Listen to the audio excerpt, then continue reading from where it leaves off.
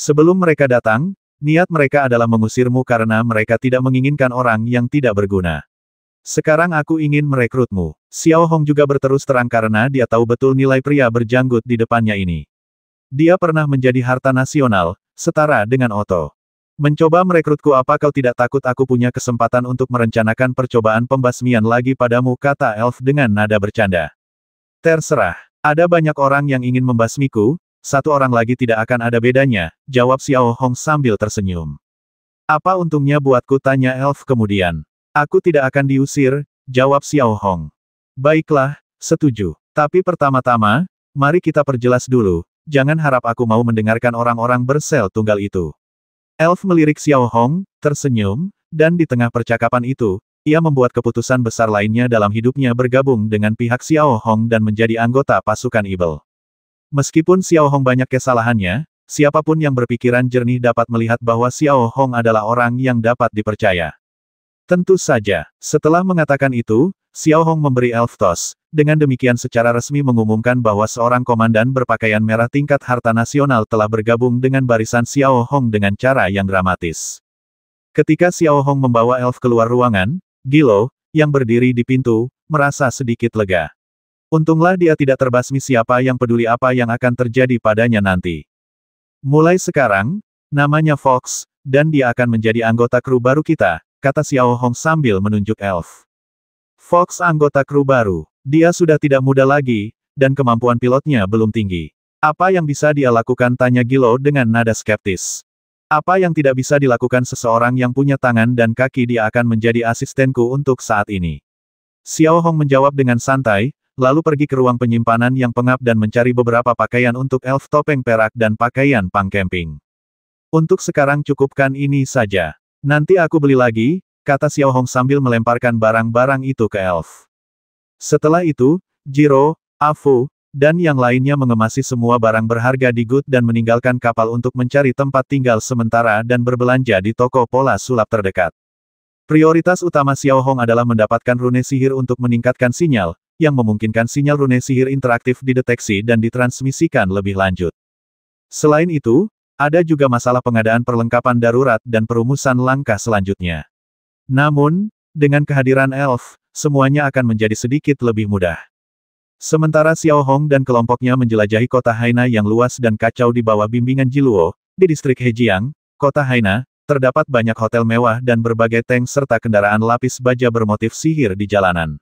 Pada dasarnya, tempat itu menjadi tempat berkumpulnya para petinggi dari berbagai kekuatan besar. Tepat pada saat ini, di sebuah villa mewah di jantung kota Hejiang, seorang pria berusia 30-an, berterbuka dada, duduk di kursi logam yang sangat mewah dengan kaki diletakkan begitu saja di atas meja. Kepala botaknya dan bahkan seluruh tubuhnya dipenuhi berbagai macam tato yang mengerikan, seperti malaikat maut, ibel, dan tengkorak, dan wajahnya dipenuhi aura yang ganas. Dia adalah tokoh nomor 2 di bajak laut topi merah, bernama Shen Chonglin. Bajak laut topi merah dianggap sebagai salah satu yang terbaik di wilayah yang kacau, memimpin 6 kapal perang besar dan kecil bertatahkan sihir, puluhan kapal pengangkut bertatahkan sihir, dan puluhan ribu anggota, yang kira-kira setara dengan 1 legiun. Baik di perbatasan kerajaan Sangbang Zenyi maupun di negara-negara barat daya Federasi Beba Baru, mereka memiliki koneksi yang hebat, jika tidak, tanpa dukungan militer, tempat ini tidak akan begitu damai. Karena baik distrik militer utara kerajaan Sangbang Zenyi maupun berbagai negara di Uni Berba baru menggunakan dalih memperbaiki wilayah yang kacau untuk meminta lebih banyak anggaran militer setiap tahun, mereka lambat dalam melakukan penindakan, sehingga situasi berkembang hingga titik ini. Akibatnya, penindakan terhadap mereka tidak lagi mudah. Rantai industri yang unik telah terbentuk di sini, seperti negara yang kacau dengan jaringan sosial yang kompleks, di mana hanya ada satu aturan-aturan yang kuat. Pada saat ini, Mori Shigeaki menatap dingin sebuah pesan di depannya. Red Maru, yang menyimpan perjanjian hijau bajak laut topi merah, telah dirampok oleh bajak laut orang-orangan sawah. Mori Shigeaki tak akan pernah memikirkan bajak laut Scarecrow, mengingat jumlah mereka yang tak seberapa. Namun, ia tak pernah menyangka kru bajak laut sekecil itu, yang nyaris tak terlihat, akan bersikap begitu tidak hormat kepada bajak laut topi merah, seolah-olah mereka sedang mencari masalah. Tok, tok, tok. Tak lama kemudian, terdengar ketukan pintu yang tak henti-hentinya. Kemudian, seorang pria berkulit gelap melangkah masuk. Namanya Liu Jin, seorang pemimpin kecil bajak laut topi merah. Saudara Sen, kami telah menyelidiki beberapa informasi tentang bajak laut orang-orangan sawah. Mereka anisasi yang sangat kecil dan tidak signifikan. Saya tidak tahu betapa bodohnya kapal perang pengawal Red Maru membiarkan orang-orang kecil seperti itu menjarah segalanya. Sambil berbicara, Liu Jin dengan hati-hati meletakkan map itu di depan Shen Chonglin. Folder tersebut berisi informasi tentang bajak laut Scarecrow yang diperoleh bajak laut topi merah melalui berbagai saluran. Shen Chonglin melirik dokumen-dokumen itu dan raut wajah jijik terpancar. Kabar terbaru menyebutkan bahwa bajak laut Scarecrow hanya beranggotakan 111 orang. Kapten aslinya adalah Ji Luo, yang kini bermarga baik dan biasa mengenakan topeng putih. Kekuatan tempurnya tidak diketahui. Jika dibalik lebih jauh, Anda akan melihat Good, kapal perang ajaib dengan rune, yang terlihat benar-benar mengerikan. Selain itu, ada juga hilangnya Red Maru dan kekacauan di dalam kapal perang pengawal. Kapal itu tampak seperti diserbu belalang. Hampir tidak ada yang bisa diselamatkan, termasuk 7 juru masak. Aku tak percaya kapal-kapal pengawal Red Maru sebodoh itu, tega membiarkan sekelompok orang miskin merampok mereka. Morishige bergumam pelan, sudah merasa sedikit marah tapi, sungguh tak tertahankan kelompok bajak laut kecil ini berani mengabaikan perjanjian hijau kita. Kita harus memberi mereka pelajaran. Aku baru saja menerima kabar bahwa Good dari bajak laut manusia jerami tampaknya juga telah memasuki bintang Yaosen. Kabarnya berada di kota Haina. Kurasa mereka telah menyelesaikan perampokan mereka dan datang ke sini untuk memperbaiki kapal perang berpola sihir mereka. Liu Jin tiba-tiba berbisik kepada Shen Chonglin. Bagus sekali. Sepertinya perlu memberi pelajaran keras kepada orang-orang ini, untuk memberitahu mereka bahwa jika mereka ingin bertahan hidup di wilayah yang kacau ini, mereka harus tahu apa itu bos. Morishige bergumam pada dirinya sendiri, lalu menyipitkan matanya sedikit. Sementara itu, di bawah bimbingan Ji Luo, Xiao Hong dan yang lainnya telah menginap di sebuah hotel yang layak. Tak jauh dari sana terdapat toko pola ajaib Haina, yang dikenal sebagai pusat perdagangan pasar gelap terbesar di zona Chaotic. Namanya toko rune sihir, tapi toko ini menjual segalanya, mulai dari alat pembuat rune biasa hingga berbagai jenis kapal, bahkan obat-obatan terlarang yang dilarang oleh aliansi besar. Semuanya ada di sini asal punya uang, apapun bisa dibeli. Saat itu, Ji Luo, Fu, dan Xia Mingge pergi ke tempat hiburan hotel dan berpesta liar. Masing-masing dari mereka memiliki 10.000 koin emas di saku mereka. Dari mana orang-orang desa ini punya uang sebanyak itu mereka masih menghambur-hamburkannya tanpa kendali. Sebaliknya, Xiao Hong dan Elf duduk diam di kamar pukul 9. Kamar itu tidak mewah, tetapi cukup bersih, hanya ada 2 tempat tidur, meja, dan kursi, dan itu saja. Xiao Hong dan Elf masing-masing duduk di meja dan mulai berdiskusi. Apa pendapatmu tentang orang-orang itu? Gilo Xiao Hong sedikit mengangkat kelopak matanya, melirik Elf, dan bertanya. Jika digunakan dengan baik, mereka semua adalah pasukan elit yang dapat merebut rampasan jika digunakan dengan buruk, mereka hanyalah gerombolan. Asumsinya adalah kalian harus bisa mengendalikan mereka, kata Elf lembut.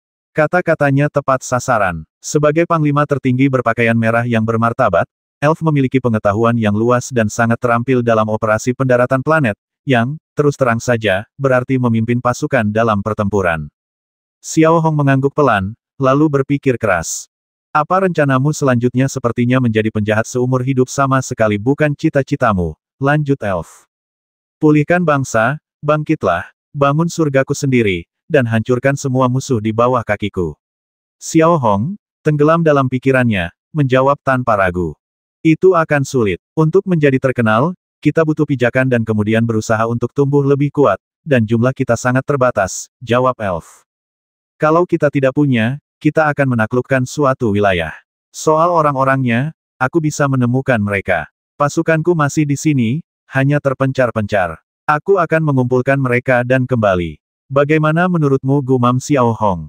Dalam hal ini, satu hal yang mutlak diperlukan uang, sejumlah besar uang, bukan beberapa juta emas, bukan puluhan juta, melainkan ratusan juta, miliaran, puluhan miliar, semakin banyak semakin baik, Elf menasihati Xiao Hong. Hanya koin emas yang dapat membuka semua jalan untuk membeli peralatan, membangun pasukan, dan mendukungnya. Saya pernah menjadi komandan berpakaian merah. Ketika pasukan bergerak, ia menjadi alat penaklukan, tetapi pasukan selalu menjadi mesin pembakar uang.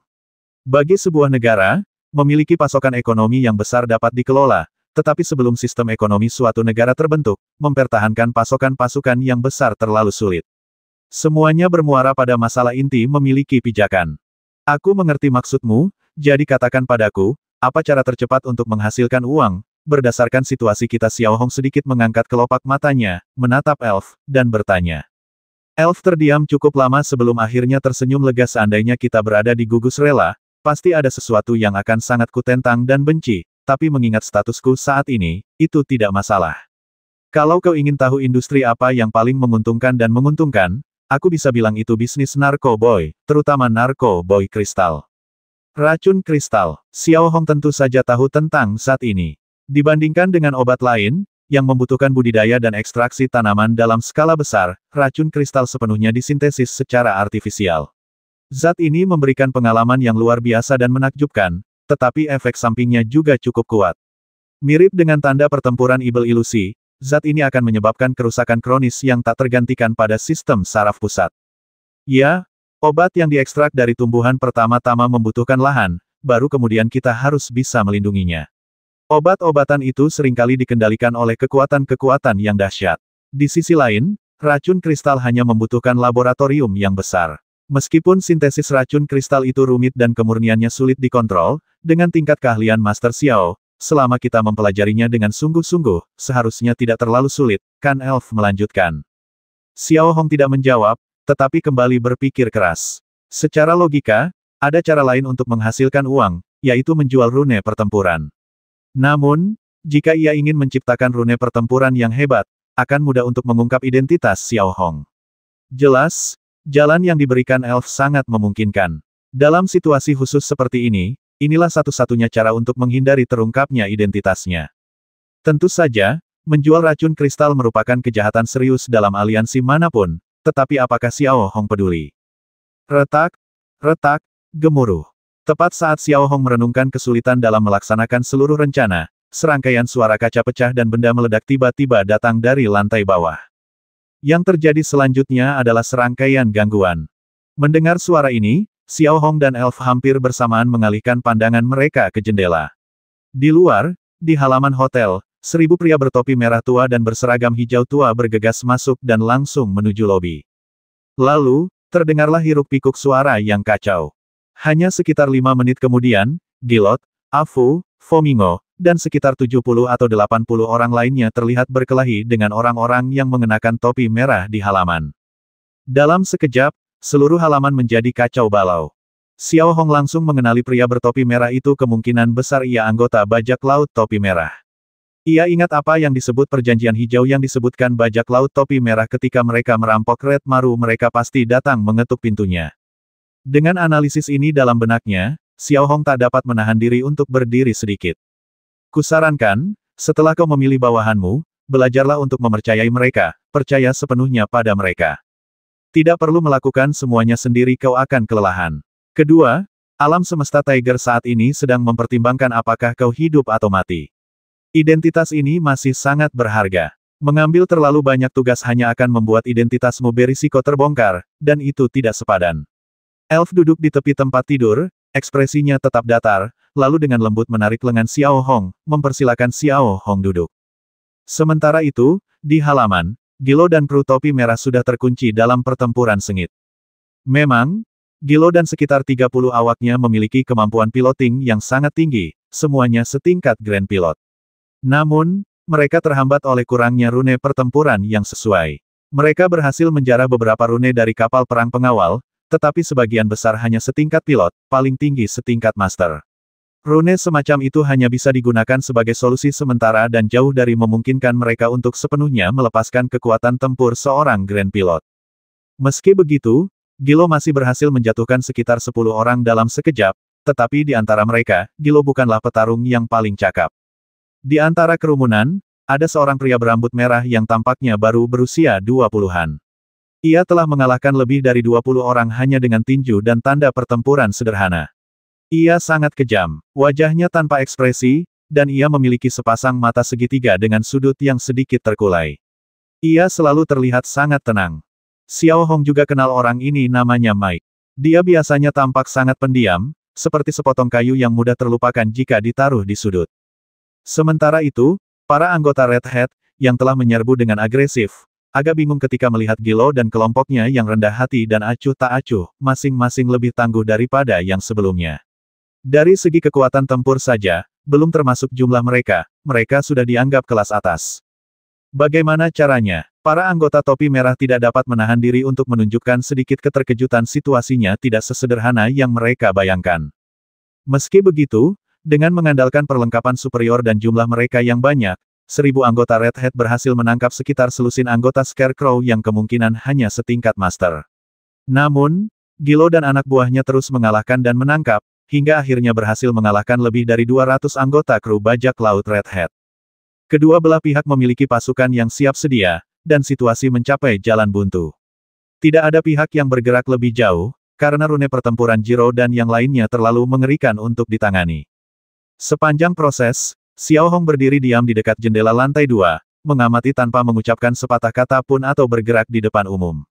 Namun, ia sudah punya rencana. Ia harus mencari waktu untuk melengkapi Jiluo dan rekan-rekannya dengan beberapa rune pertempuran superior. Xiao Hong juga dapat melihat bahwa jika Jiluo dan yang lainnya memiliki rune pertempuran yang unggul, situasinya pasti tidak akan seperti ini sekarang. Sebagian besar dari 1000 anggota topi merah pasti akan dilanda kekacauan. Kebuntuan itu berlangsung sekitar 5 menit, tanpa ada pihak yang berani bergerak.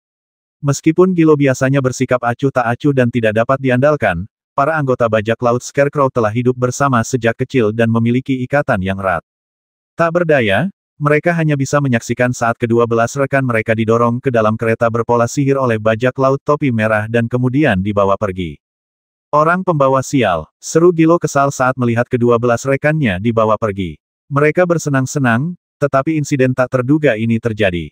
Sementara itu, Xiao Hong dan Elf, keduanya mengenakan topeng, sudah berdiri di pintu masuk hotel, bernegosiasi dengan pemilik hotel dengan sopan santun. Mereka mempertahankan sikap elegan mereka dan menyatakan bahwa semua kerugian dari pertarungan ini akan dibebankan kepadanya. Pada titik ini, melihat Xiao Hong benar-benar menunjukkan sifat pemarah, Jiluo hampir meledak karena marah. Hei, pemimpin macam apa kau ini? Apa kau tidak lihat betapa sengitnya pertarungan kita tadi? Kemana saja kau? Biasanya kau jago bertarung, ya seharusnya kau bertarung bersama kami sekarang. Jiro mulai berteriak pada Xiao Hong, jelas-jelas mulai tidak sabar. Sebaliknya, Xiao Hong dengan tenang dan perlahan mengulurkan tangan dan mencengkeram tengkuk Jiluo. Seketika, Jiluo merasakan hawa dingin menjalar di punggungnya. Ia merasakan tatapan mata Xiao Hong yang dingin dipenuhi aura penindasan, dan ia pun langsung terkulai lemas. Tenang saja, semuanya tidak seburuk yang kau bayangkan, kata Xiao Hong dengan tenang, lalu membungkuk kepada pemilik hotel lagi. Kalau begitu, tolong carikan kami kamar yang lebih besar dan tertutup. Asalkan uangnya ada, sama sekali tidak ada masalah. Karena sifat Xiao Hong yang santai sebelumnya, sang bos langsung setuju. Di sini, sang bos tidak punya hak bicara dalam urusan bajak laut topi merah. Bahkan, kemunculan tiba-tiba bajak laut topi merah dan kekacauan di tempat ini sudah melanggar aturan. 2 jam kemudian, di Villa Morishige menyaksikan para anggota topi merah kembali dengan wajah kusut. Ekspresinya yang awalnya tenang sedikit berubah, lalu berubah menjadi buruk rupa. Menurut rencana Mori Chonglin, mengirim 1000 anggota Red Hat untuk menghadapi kru bajak laut kecil seharusnya menjadi tugas yang mudah dan menyenangkan, tetapi hasilnya sungguh membawa bencana. Apa yang sebenarnya terjadi? Duduk di ruang tamu villa, Morishige bertanya dengan dingin, menatap Liu Jin yang berdiri di depannya dengan wajah kusut. Saudara Sen, orang-orang itu tidak sesederhana yang kita duga. Kita baru menyadari mereka tidak berguna ketika kita mulai bertarung. Namun, meskipun begitu, kita tetap berhasil menangkap 12 anggota mereka, yang sekarang dikurung di dalam kendaraan berpola sihir, jawab Liu Jin dengan suara berat, masih agak terguncang. Kalian mengerahkan lebih dari 1000 orang dan hanya menangkap 12 orang. Apa gunanya kalian semua? Ekspresi Sen Chonglin semakin tidak senang. Saudara Sen, mereka benar-benar kuat. Untuk menangkap 12 orang ini, kita harus mengorbankan lebih dari 200 saudara yang ditawan oleh mereka, kata Liu Jin gemetar, keringat tipis sudah membasahi dahinya. Batuk-batuk. Mendengar ini, Morishige hampir pingsan dan batuk hebat beberapa kali. Kau pikir aku bodoh? Kita sudah menangkap 12 orang dengan harga 200, dan kau masih berani menyombongkannya di sini. Sen Chonglin murka. Jelas sekali bajak laut topi merah telah menderita kerugian besar di hadapan kru bajak laut yang tak berarti seperti semut.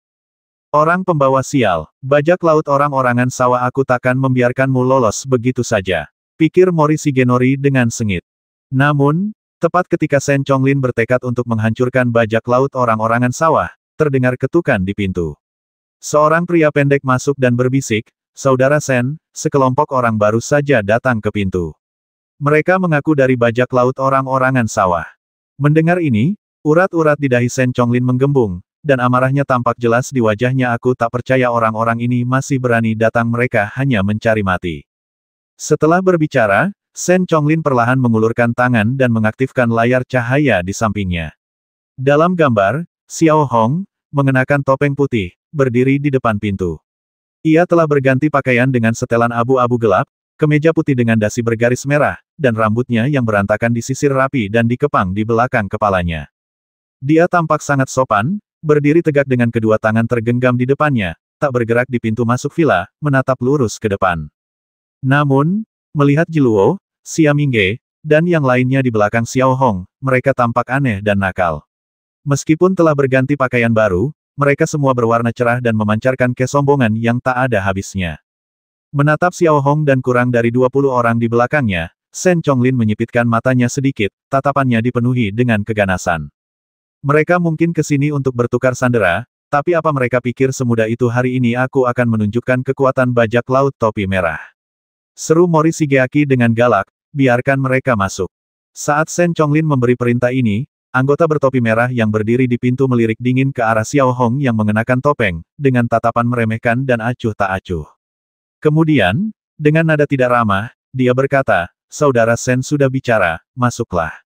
Sebaliknya, Xiao Hong, yang berdiri di pintu masuk villa, dengan lembut meletakkan tangan kanannya di dadanya, membungkuk sedikit kepada anggota bertopi merah, dan berkata dengan sangat sopan, "Terima kasih atas bantuannya." Setelah berbicara, Xiao Hong dengan sangat halus melangkah maju, memimpin anak buahnya menuju villa megah di halaman. Di sisi lain, Jiluo dan yang lainnya yang mengikuti di belakang Xiao Hong tidak menunjukkan ketidaksenangan atas sikap sopan Xiao Hong yang rendah hati. Sebaliknya, mata mereka dipenuhi dengan ekspresi yang sangat aneh, dan mereka tidak dapat menggambarkan apa yang mereka rasakan. Para anggota bertopi merah yang datang dan pergi tidak menghiraukan ekspresi aneh di wajah Gilo dan yang lainnya. Mereka hanya melirik Xiao Hong dan Gilo, ekspresi mereka dipenuhi penghinaan yang tak berujung. Bagi bajak laut topi merah, bajak laut Scarecrow yang kecil tak berarti apa-apa. Di wilayah yang kacau, bajak laut topi merah hanya peduli pada beberapa orang besar, sisanya hanyalah hinaan. Saat memasuki aula utama villa, Xiao Hong dapat melihat dengan jelas bahwa aula itu sangat luas, tetapi perabotannya sama sekali tidak mewah, berantakan dan tidak terawat. Ada juga beberapa grafiti berantakan di dinding, dan di salah satu sudut, bahkan ada dua anggota bajak laut topi merah yang sedang menghirup racun kristal. Di tengah aula terdapat meja persegi panjang perunggu, dan beberapa kursi tersebar di sekitarnya. Aku melirik seluruh aula. Ada sekitar selusin orang di ruangan itu, 3 lagi di tangga, dan ratusan atau bahkan ribuan orang di halaman luar jendela. Namun, ekspresi Xiao Hong tetap tidak berubah. Ia hanya mengulurkan tangan, merapikan dasinya, dan merapikan kerahnya dengan lembut sebelum duduk di kursi kayu yang telah dibantu elf untuk berdiri. Tubuh bagian atasnya tetap tegak, tangannya masih terlipat rapi di atas meja, dan ia tetap diam, menunggu dengan tenang. Dari sikapnya saja, tidak ada sedikit pun niat jahat atau kenakalan, ia seperti seorang pria yang sangat sopan. Yang mengejutkan semua orang, Jiluo dan yang lainnya menjadi luar biasa patuh di depan Xiao Hong, tetap patuh di belakangnya dan tidak berani menimbulkan masalah. 5 menit kemudian, sambil memandangi anak tangga di salah satu sisi aula, Sen Chonglin berjalan dengan angkuh bersama Liu Jinchai. Sen Chonglin masih berterbuka dada, tatonya tampak sangat ganas, dan wajahnya penuh permusuhan dan sedikit kekejaman, bagaikan binatang buas yang lapar.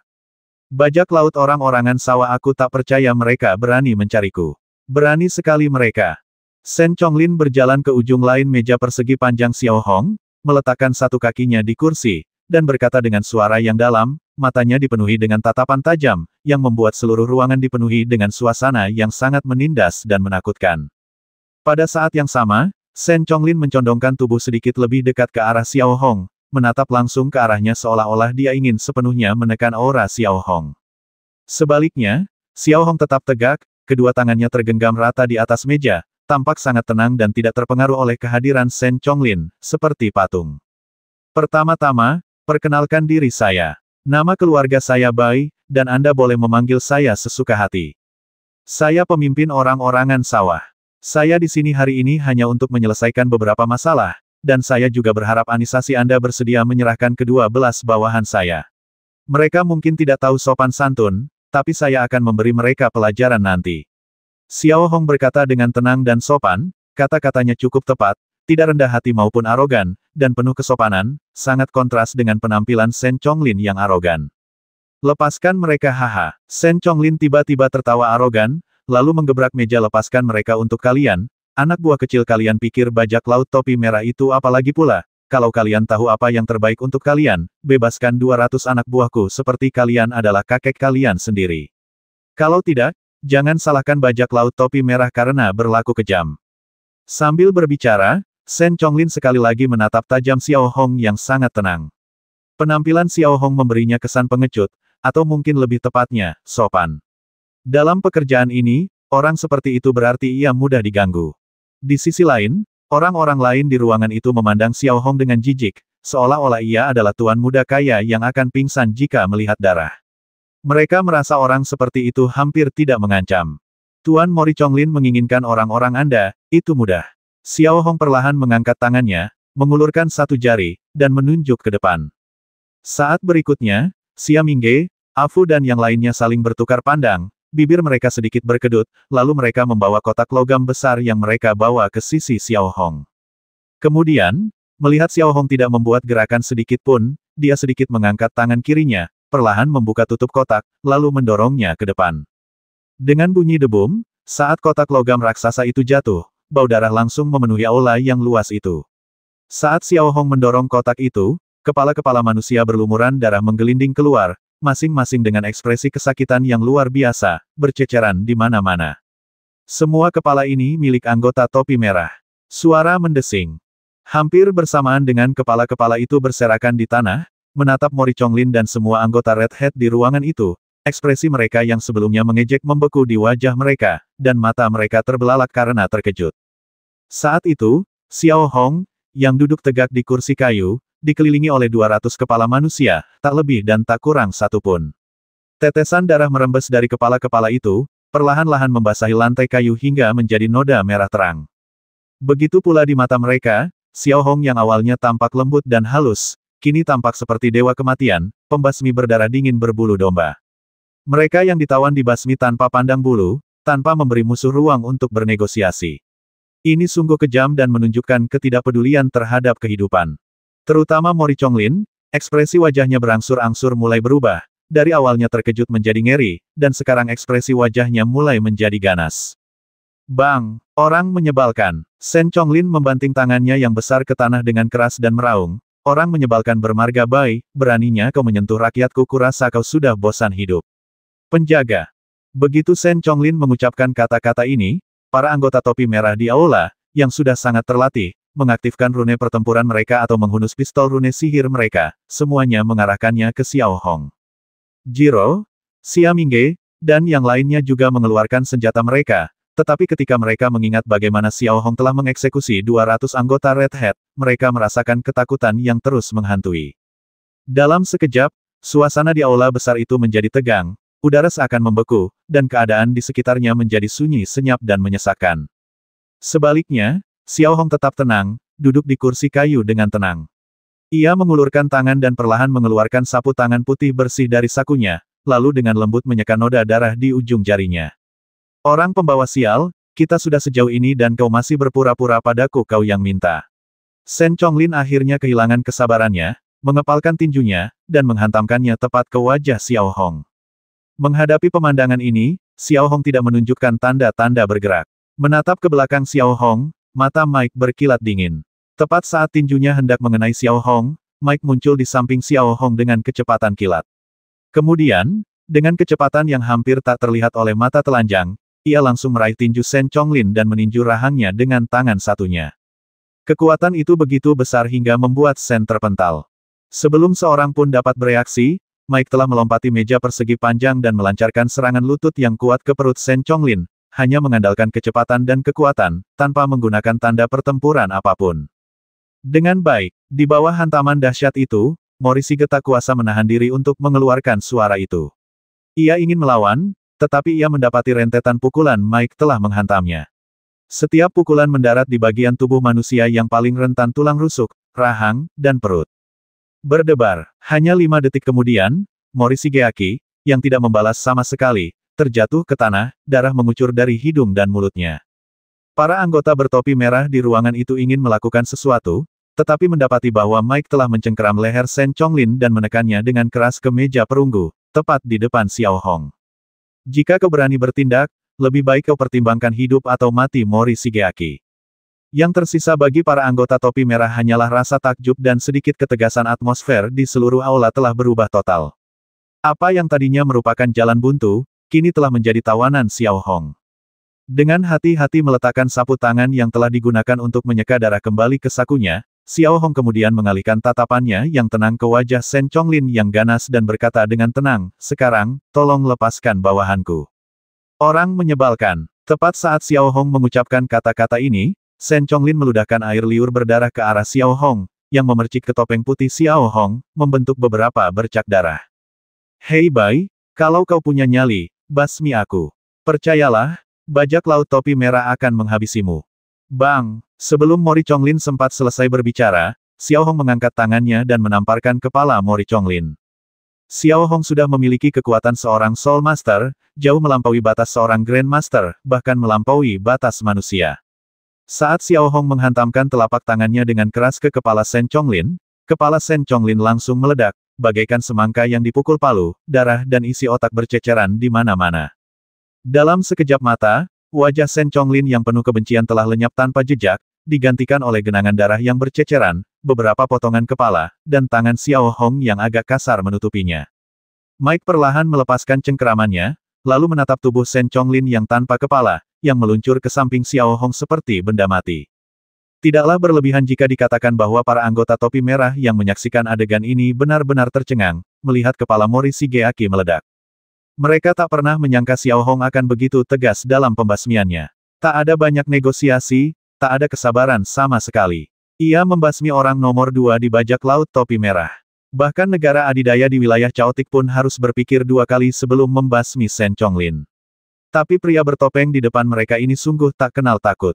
Terlebih lagi, dia membasmi Shen Chonglin, yang setingkat Grand Master, hanya dengan satu serangan telapak tangan. Kekuatan macam apa itu? Saat itu, para anggota topi merah harus mengevaluasi kembali karakter Xiao Hong. Ia tampak tenang dan ramah, tetapi sebenarnya ia kejam dan tak kenal ampun, membasmi tanpa berkedip. Pada saat ini, Xiao Hong perlahan berdiri, mengeluarkan sapu tangan, menyeka tangannya yang berlumuran darah, melihat sekeliling pada anggota topi merah yang waspada, dan berkata dengan lembut, "Karena kita tidak dapat mencapai kesepakatan, mari kita basmi mereka semua." Mendengar ucapan santai Xiao Hong, Gilo, Mike, dan Xia Mingge segera bertindak, seperti sekawanan guk-guk gila, menyerbu ke arah anggota Red Hat terdekat.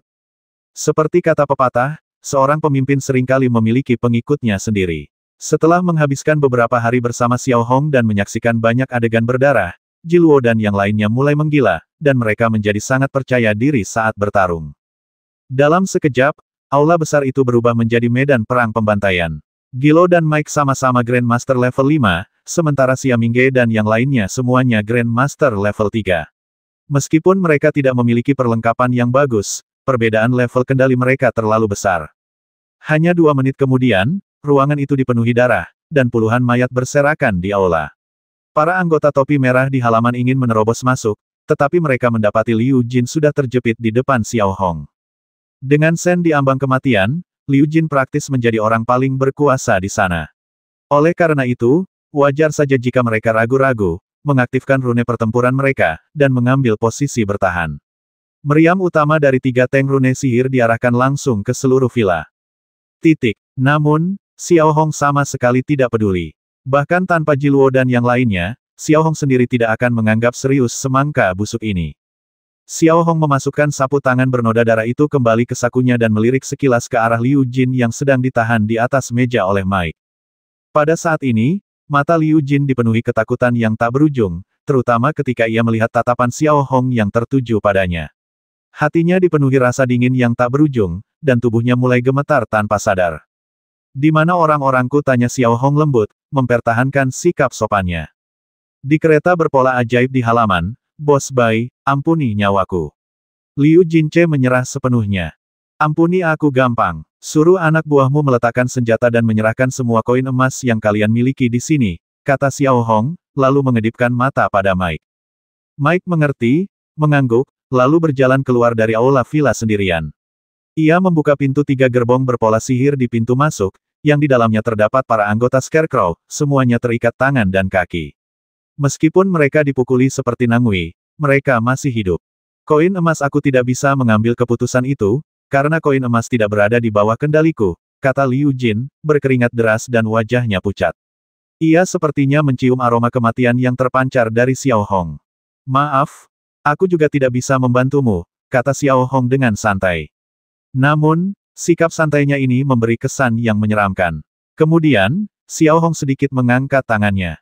Tunggu, tunggu. Liu Jin menatap topeng putih Xiao Hong dan noda darah di sudut matanya. Rasa takut sudah memenuhi seluruh tubuhnya, dan ia buru-buru berkata, semua koin emas ada di kamar Shen Chonglin, di bawah tempat tidur. Tolong, ampuni aku, jangan basmi aku. Xiao Hong tidak menjawab, hanya mengedipkan mata pada Jiluo. Jiluo mengerti dan menuntun Jessie ke tangga, tempat mereka mulai menggeledah kamar Shen Chonglin. Seperti dugaan, setelah diedarkan di kamar Shen Chonglin, sebuah kotak logam dikeluarkan dari tumpukan pakaian kotor. Setelah dibuka, cahaya keemasan melintas di wajah Jiluo. Di dalamnya, terdapat kotak-kotak penyimpanan emas yang tertata rapi, masing-masing disegel, berisi 100.000 koin emas. Jumlahnya 150, yaitu 15 juta koin emas. Bos, kita kaya raya. Lihat ini, kata Jiro dengan wajah berseri-seri sambil membawa sekotak token penyimpanan emas. Semua token penyimpanan emas ini anonim. Lagi pula, orang-orang yang berdagang di Yaosen Star melakukan hal-hal yang mencurigakan. Menggunakan token penyimpanan emas terdaftar itu bodoh. Semua uang ini digunakan oleh bos kami, Ning Jialin, untuk membeli racun kristal, yang rencananya akan dikirim ke negara lain, aku Liu Jin dengan gemetar. Terima kasih. Sekarang, biarkan orang-orang di luar itu meletakkan senjata mereka dan berjongkok di tempat mereka, lanjut Xiao Hong. Letakkan senjata kalian. Dengarkan, semuanya di luar. Jangan melawan. Shen Chonglin sudah pergi. Sekarang aku yang bertanggung jawab di sini, kata Liu Jin ke arah jendela tanpa ragu. Menatap ratusan anggota bertopi merah di luar jendela, mereka enggan, tetapi tak punya pilihan selain meletakkan senjata. Mereka tahu jika mereka mulai melawan, hasilnya tidak akan baik. Melihat ini, Xiao Hong tidak tinggal diam. Ia menarik Liu Jin dan berjalan keluar dari aula villa, diikuti Jiro, Elf, dan yang lainnya. Pada saat ini, Gilo juga tampak sangat cerdas. Ia segera memimpin rekan-rekannya dan, tanpa sepatah kata pun, menggeledah ratusan anggota bajak laut topi merah, mengambil semua barang berharga, termasuk rune pertempuran dan artefak mereka, lalu melemparkannya ke dalam kereta rune sihir. Aktivitas tak lazim di Villa Mori Chonglin, tokoh nomor 2 di kelompok Red Hat, tentu saja menarik perhatian sejumlah tetangga, dan mereka yang bisa menempati tempat di kompleks villa ini tentu saja bukan orang baik hati. Sambil menatap bajak laut topi merah dari jendela, mereka berjongkok, berpura-pura menyerah. Beberapa pria berpakaian mencolok sedang mengumpulkan tanda pertempuran mereka. Para tetangga ini hampir tak percaya dengan apa yang mereka lihat. Itulah wilayah bajak laut topi merah yang bergengsi. Intinya, di wilayah yang kacau ini, hampir tidak ada bajak laut yang berani bertindak sembrono dan tanpa rasa takut di wilayah bajak laut topi merah. Dan siapakah orang-orang ini? Thunderbird bukan? Thunderbird dikenal karena disiplinnya yang ketat. Bagaimana mungkin mereka punya begitu banyak orang yang riang dan bertubuh aneh? Siapa dia yang berambut putih? Seorang tetangga tiba-tiba menyadari keberadaan Xiao Hong, mengenakan topeng putih, yang sedang menuntun Liu Jin menuju kendaraan berpola sihir dan tak kuasa menahan diri untuk bertanya. Namun, mereka bahkan tak menyangka bahwa orang ini adalah Raja Ibel Xiao Hong yang pernah menyebabkan kekacauan di Federasi Sangbang dan membantai ratusan juta orang. Lagi pula, terlalu mengada-ada untuk mengidentifikasinya sebagai Xiao Hong hanya karena rambut putihnya. Ada banyak orang berambut putih di alam semesta harimau, terutama yang berusia di atas 60 tahun. Berani menyerbu markas bajak laut topi merah di bintang Yaosen, orang-orang ini jelas bukan orang baik. Saat ini, bajak laut Scarecrow yang kecil mulai menarik perhatian, terutama pria berambut putih bertopeng itu. Xiao Hong tidak peduli apakah ada yang memperhatikan atau tidak. Ia memasuki kereta berpola ajaib dan melihat Jiluo dan yang lainnya hampir selesai berkemas dan juga memasuki kereta berpola ajaib lainnya. Xiao Hong kemudian dengan lembut mendorong Liu Jin dan pergi. Sebaliknya, Liu Jin mengusap lehernya, wajahnya masih dipenuhi rasa takut yang tersisa, bukan hanya karena Xiao Hong, tetapi juga karena bagaimana dia akan menjelaskan hal ini kepada atasannya. Alasan Xiao Hong melepaskan Liu Jin adalah karena tingkat ancamannya hampir nol, dan dia mungkin berguna di masa depan. Pilih rune pertempuran terbaik dari yang disita, dan jual sisanya di toko rune. Lalu kita akan membeli beberapa material lagi, instruksi Xiao Hong kepada Jiluo, sambil duduk di kursi belakang kereta rune mewah. Kenapa beli material, tanya Gilo dengan wajah bingung, sambil menggenggam erat kotak logam besar itu. Membayangkan 15 juta emas di dalamnya saja sudah membuat Gilo begitu senang sampai hampir pingsan. Soal apakah bajak laut topi merah akan membalas, mengingat kepribadian Gilo yang riang dan hedonistik, apakah ia akan khawatir? Tentu saja, untuk membuat rune pertempuran untukmu. Xiao Hong duduk di kereta rune sihir, memandang keluar jendela, dan berkata sambil berpikir. Membuat rune pertempuran untuk Jiro dan yang lainnya adalah suatu keharusan, entah itu untuk meningkatkan kekuatan tempur mereka atau untuk menghadapi serangan balasan bajak laut topi merah. Wah, aku tidak menyangka bos kita bisa menciptakan rune pertempuran. Aku penasaran seberapa hebat dia. Jiroji Exiluo melirik Xiao Hong dan berkata sambil tersenyum manis. Elf, yang berdiri di samping, tetap diam. Faktanya, di seluruh alam semesta Tiger, dalam hal kemampuan membuat rune saja, Xiao Hong sudah dianggap sebagai salah satu yang terbaik. Banyak sekali orang yang bermimpi mendapatkan rune pertempuran buatan Xiao Hong. Biasa saja, kata Xiao Hong santai sambil melirik Jesilo. Menjelang malam, Xiao Hong dan rekan-rekannya kembali ke hotel dan tidak beristirahat. Jiluo dan yang lainnya bertanggung jawab untuk memilih rune pertempuran yang lebih baik dari rune-rune yang telah mereka tangkap dan membagikannya kepada rekan-rekan setingkat master. Sedangkan untuk rune pertempuran tingkat Grandmaster, Xiao Hong memutuskan untuk membantu mereka membuatnya. Kembali ke kamarnya, Xiao Hong duduk sendirian di meja kayu dan mulai menulis daftar material. Ide-ide untuk membuat rune pertempuran bermunculan di benaknya.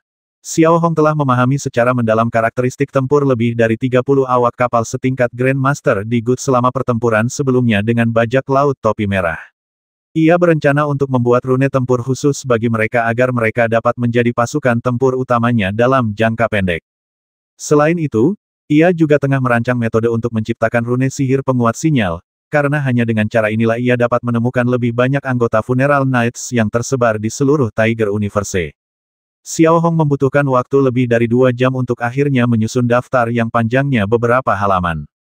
Material-material ini sangat beragam dan bervariasi. Xiao Hong kemudian memanggil Jiluo dan Afu, memerintahkan mereka untuk membeli material dari toko rune sihir terdekat dan menjual rune pertempuran yang tidak terpakai.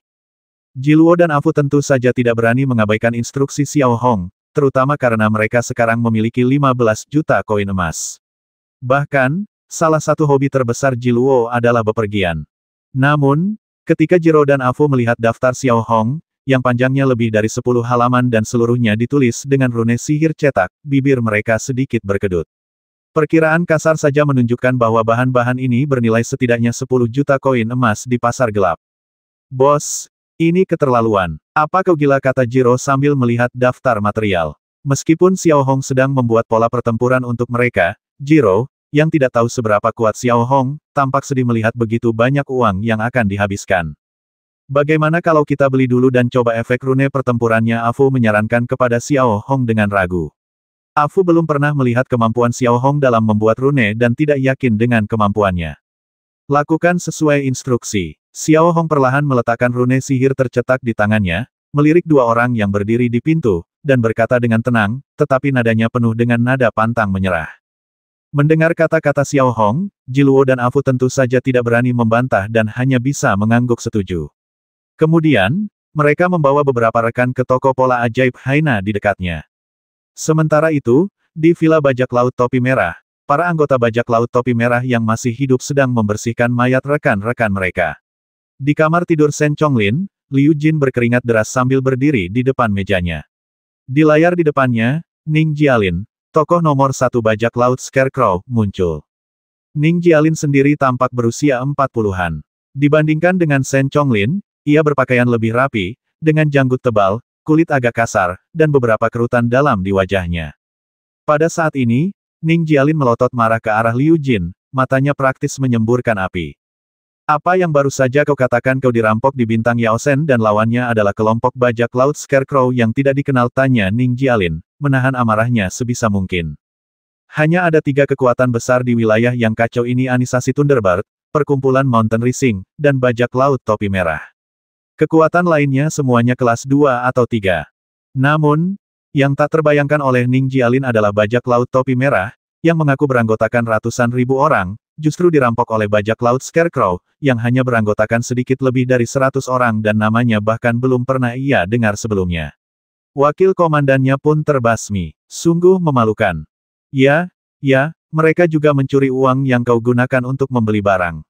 Orang-orang ini terlihat aneh, tetapi mereka semua adalah pejuang yang sangat tangguh, dan pemimpin baru mereka bahkan lebih kejam dan tak berperasaan, kata Liu Jin gemetar, merasa seperti akan mati lemas. Orang pembawa sial, mereka semua cuma sampah tak berguna. Suruh seseorang mengawasi mereka sekarang, kata Ning Jialin dengan wajah muram, seperti orang yang sedang marah. Baik, bos. Liu Jin menjawab dengan cepat. Setelah kehilangan kontak dengan Liu Jin, Ning Jialin segera memberi perintah kepada orang ketiga dalam komando geng bajak laut orang-orangan sawah, memerintahkannya untuk memimpin 10.000 anggota topi merah yang terampil ke bintang Yaosen dan mengumumkan ke seluruh wilayah kacau bahwa geng bajak laut topi merah bermaksud memusnahkan geng bajak laut orang-orangan sawah. Sebenarnya, pengumuman semacam itu hanya punya satu tujuan, menciptakan momentum. Bajak laut topi merah telah menderita kerugian besar di sistem bintang Yaosen dan mereka harus merebutnya kembali. Jika tidak, di mana wajah dan gengsi mereka? Penting untuk dipahami bahwa dalam anisasi yang beroperasi di area yang kacau, wajah merupakan hal yang sangat penting, karena ia berhubungan dengan prestise anisasi di area tersebut. Sementara itu, di planet Yaosen, setelah 4 jam penuh, Jiro dan Afu, bersama lebih dari selusin anggota kru yang membawa ransel besar, muncul dari Haina Magic Pattern Array. Namun, Jiro kini tampak kesakitan. 15 juta koin emas yang baru saja diterimanya telah ludes sebelum ia sempat menikmatinya, dan 11 juta di antaranya telah ludes. Bagaimana mungkin Jiro tidak patah hati? Satu-satunya penghiburan adalah bahwa beberapa rune pertempuran bajak laut topi merah yang ditangkap dijual seharga sekitar 3 juta koin emas, yang cukup untuk menutupi kerugiannya. Hei, Afu, menurutmu apakah Bos Bai bisa diandalkan untuk meminta kita membeli barang sebanyak itu, tanya Jiluo kepada Afu, sambil membawa ransel yang tingginya lebih dari 1 meter. Entahlah, kita lihat saja nanti. Afu juga agak ragu. Setelah beberapa menit berjalan, Jiluo, Afu, dan yang lainnya meletakkan satu demi satu paket besar di kamar Xiao Hong. Beberapa paket berisi alat untuk membuat pola, tetapi kebanyakan berisi bahan untuk membuat pola. Bos, kami meninggalkan semuanya di sini untukmu, lebih dari 10 juta koin emas, dan semuanya hilang begitu saja. Toko pola ajaib Haina itu benar-benar mencurigakan, kata Jiro dengan wajah muram. Aku mengerti. Jangan khawatir, suatu hari nanti kau tidak akan peduli dengan uang sekecil ini. Xiao Hong meletakkan beberapa gambar desain pola pertempuran di tangannya, lalu perlahan berbalik dan memberi instruksi pada Jiluo. Kurasa bajak laut topi merah sedang mengerahkan anggota di mana-mana untuk bersiap membalas dendam. Berhati-hatilah dan waspadalah. Oh, Jiro mengangguk patuh, dan melihat Xiao Hong tidak punya instruksi lain, ia pun berjalan keluar bersama teman-temannya, lalu mencari beberapa rekan yang bisa diandalkan dan menyuruh mereka menjaga atap hotel dan area penting lainnya. Faktanya, meskipun sikapnya riang dan acuh tak acuh, Gilo sama sekali tidak bodoh dalam hal hidup dan mati. Sebaliknya, Xiao Hong, yang berada di dalam ruangan, telah mengunci pintu dan membuka satu demi satu tas ransel, menata bahan-bahan rune pertempuran di dalamnya. Tidak dapat disangkal, meskipun Haina Magic Pattern Shop adalah pasar gelap besar yang mana semua barangnya dihargai 10 kali lipat harga pasar, sehingga sangat mencurigakan, kualitas bahan yang digunakan masih cukup bagus. Setelah semua materi terkumpul, hari sudah tengah malam, tetapi Xiao Hong tidak berhenti. Ia melihat 3 gambar desain pola pertempuran di tangannya. 2 untuk Grandmaster level 5 dan 1 untuk Grandmaster level 3. Ketiganya disiapkan untuk Jiro, Mike, dan Afu. Setelah memahami secara garis besar desain pola pertempuran, Xiao Hong mengeluarkan batu pembawa dan mulai mengukirnya dengan cepat. Wajar jika dikatakan bahwa Xiao Hong benar-benar ingin sekali membuat rune pertempuran setelah lama tidak melakukannya. Teknologi yang digunakan kali ini semuanya kecuali teknik tekstur dalam tekstur singkatnya, ini tentang upaya mencapai kesempurnaan. Mengenai teknologi rune sihir berbentuk bola, Xiao Hong juga menyamarkannya. Singkatnya, ia menggunakan teknologi berbentuk bola pada batu pembawa berbentuk biasa, lalu menggunakan bubuk kamuflase untuk menutupi rune sihir di bagian belakang dan samping, membuatnya tampak tidak berbeda dari rune pertempuran biasa, tetapi fungsinya luar biasa. Setelah selesai mengukir pola pada batu, Xiao Hong mulai bekerja tanpa lelah untuk menghasilkan cairan rune sihir. Dengan kekuatan level Soul Master, Xiao Hong merasa jauh lebih mudah untuk membuat rune pertempuran level Grand Master daripada sebelumnya, dengan kecepatan dasar sekitar 1 per jam. Ketiga rune pertempuran itu belum sepenuhnya selesai hingga pukul 3 pagi. Tanpa disadari, sudah pukul 9 pagi. Xiao Hong, yang baru saja bangun, mengambil kotak kayu itu dan perlahan keluar dari kamarnya. Saat ini, sebagian besar bajak laut Scarecrow, termasuk Gilo dan Afu, sedang menikmati sarapan lezat di restoran. Mereka, yang biasanya menyantap acar di Good, jarang sekali menikmati hari senyaman ini. Melihat Xiao Hong muncul di pintu, Jiluo menyambutnya dengan senyuman, "Bos, makanan sudah siap untuk Anda." Xiao Hong tidak menjawab, melainkan mengangguk kecil, duduk di sebelah Jiro, dan meletakkan sebuah kotak kayu antik di meja makan, sambil berkata, "Tadi malam, aku membuat 3 rune pertempuran tingkat Grand Master untuk Jiro, Mike, dan Afu. Kalian bertiga boleh melihatnya." Mendengar ini, restoran yang tadinya ramai menjadi hening. Hampir semua anggota tim Scarecrow mengalihkan pandangan mereka ke arah Xiao Hong, atau lebih tepatnya, ke kotak kayu yang tampak tak mencolok di depannya. Tak satu pun anggota Scarecrow memahami dengan jelas tingkat keahlian Xiao Hong dalam membuat pola.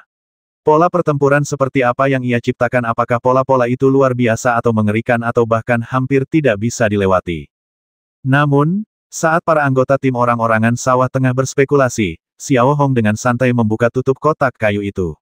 Saat berikutnya, ketika mereka melihat anggota Scarecrow yang penasaran, mata mereka terbelalak karena takjub.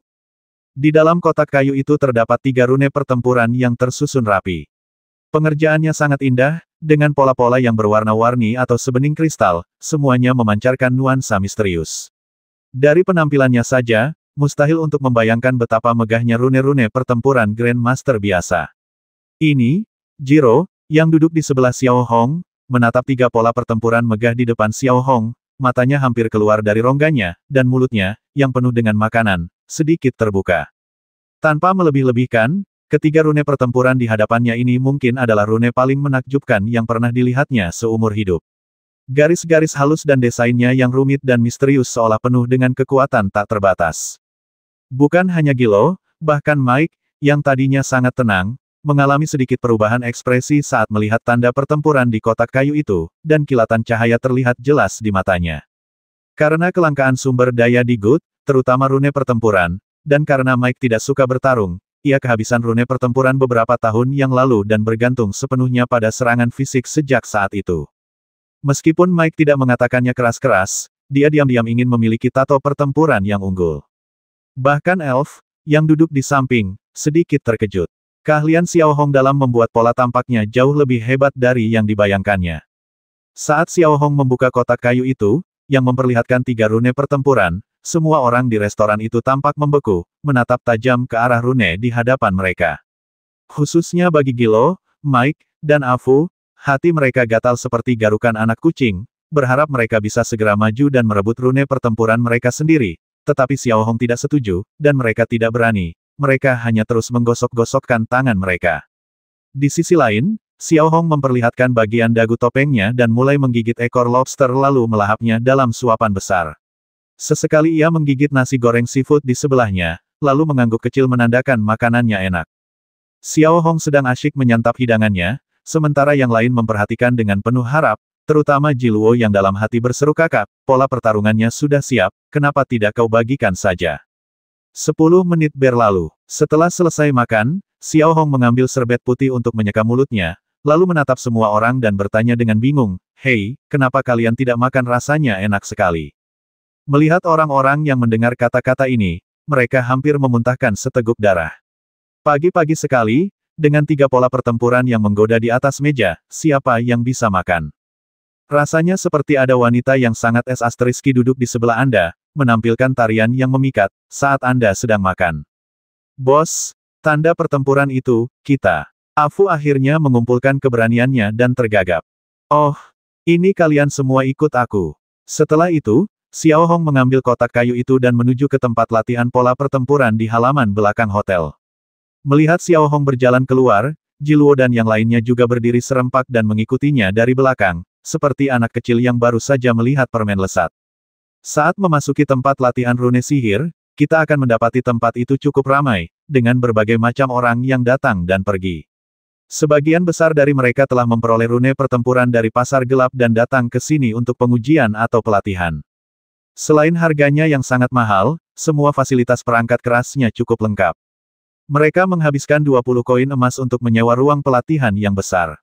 Begitu Xiao Hong dan yang lainnya masuk, mereka dapat melihat dengan jelas seluruh area pelatihan, yang luasnya beberapa ribu meter persegi. Lantainya masih dilapisi logam lunak standar, dan terdapat berbagai macam target pola sihir di keempat sisinya. Mungkin tidak terlihat mewah, tetapi sungguh luar biasa menemukan tempat seperti ini di sini. Di sisi lain, Jiluo dan Afu sudah berdiri di kedua sisi Xiao Hong, wajah mereka penuh sanjungan. Jika mereka menjulurkan lidah, mereka hampir terlihat seperti guk-guk piaraan. Bukan cuma Gilo dan Afu, bahkan Mike yang biasanya tampil sangat tenang pun tak kuasa menahan diri untuk berdiri sedikit lebih dekat ke Xiao Hong. Saat ini hanya ada 3 rune pertempuran, tapi jangan khawatir, aku akan melengkapi semua anggota level Grand Master dengan rune pertempuran mereka sendiri sesegera mungkin. Mike, Xiao Hong memanggil nama Mike. Mencicit. Tepat saat Xiao Hong memanggil nama Mike, Mike muncul di hadapan Xiao Hong dalam sekejap, wajahnya tampak sangat hormat, dan berbisik, di sini. Aku pernah mengamatimu sebelumnya, dan kau paling jago dalam pertarungan jarak dekat. Jadi, aku menciptakan rune pertempuran bernama Fis Aura khusus untukmu. Sambil berbicara, Xiao Hong mengeluarkan rune pertempuran biru murni dari kotak kayu. Keunggulan rune pertempuran ini adalah dapat membantumu dalam segala hal, membuat kemampuan bertarung jarak dekatmu semakin kuat. Setelah berkata demikian, Xiao Hong meletakkan pola pertempuran berbentuk tinju itu di tangan Mike. Hampir seketika Mike menerima rune pertempuran itu, sebuah pikiran terlintas di benaknya.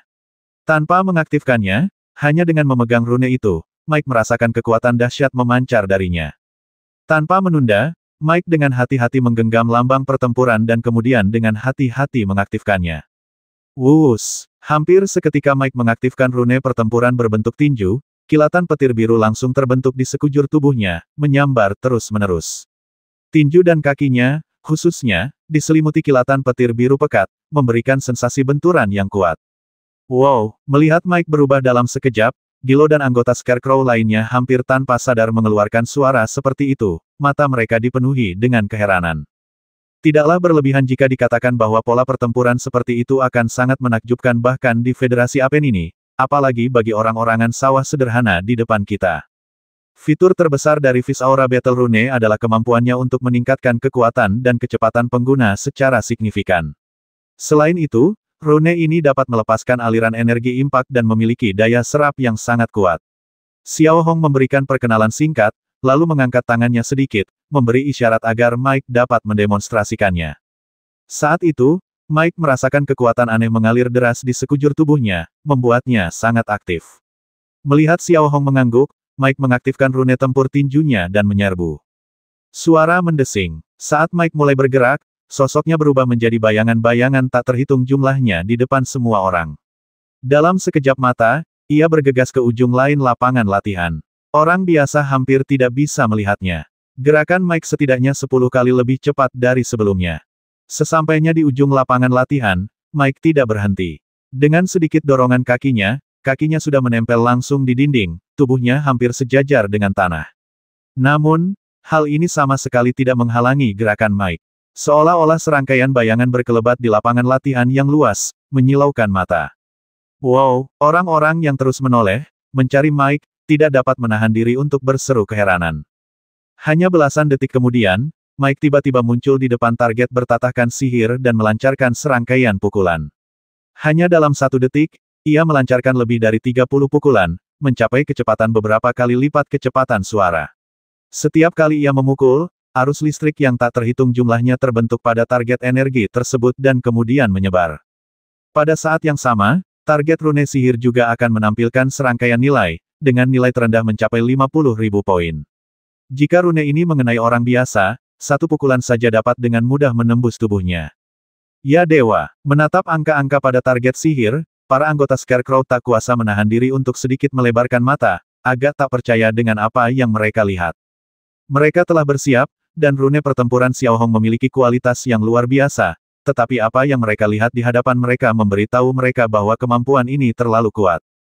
Rasanya Mike menjadi orang yang benar-benar berbeda, kekuatan tempurnya tidak hanya meningkat 1 atau 2 kali lipat, tetapi lebih dari 10 kali lipat. Tepat saat orang-orang terkagum, Mike tiba-tiba mundur beberapa langkah, lalu melancarkan beberapa pukulan beruntun dengan cepat. Detik berikutnya, serangkaian bola energi yang terdiri dari percikan listrik kembali menghantam target ajaib itu. Meskipun kekuatannya tidak setinggi pukulan, kekuatannya masih mencapai lebih dari 30.000 poin. Lebih penting lagi, serangan semacam itu seolah memberitahu semua orang bahwa pola pertempuran aura tinju, yang utamanya untuk pertarungan jarak dekat, juga memiliki kemampuan untuk menyerang dari jarak semi jarak jauh. Dengan demikian, bisa dikatakan tak terkalahkan. Menengok ke belakang Xiaohong, para anggota Scarecrow menatapnya dengan mata terbelalak, wajah mereka bergantian antara pucat dan memerah, jantung mereka berdebar kencang.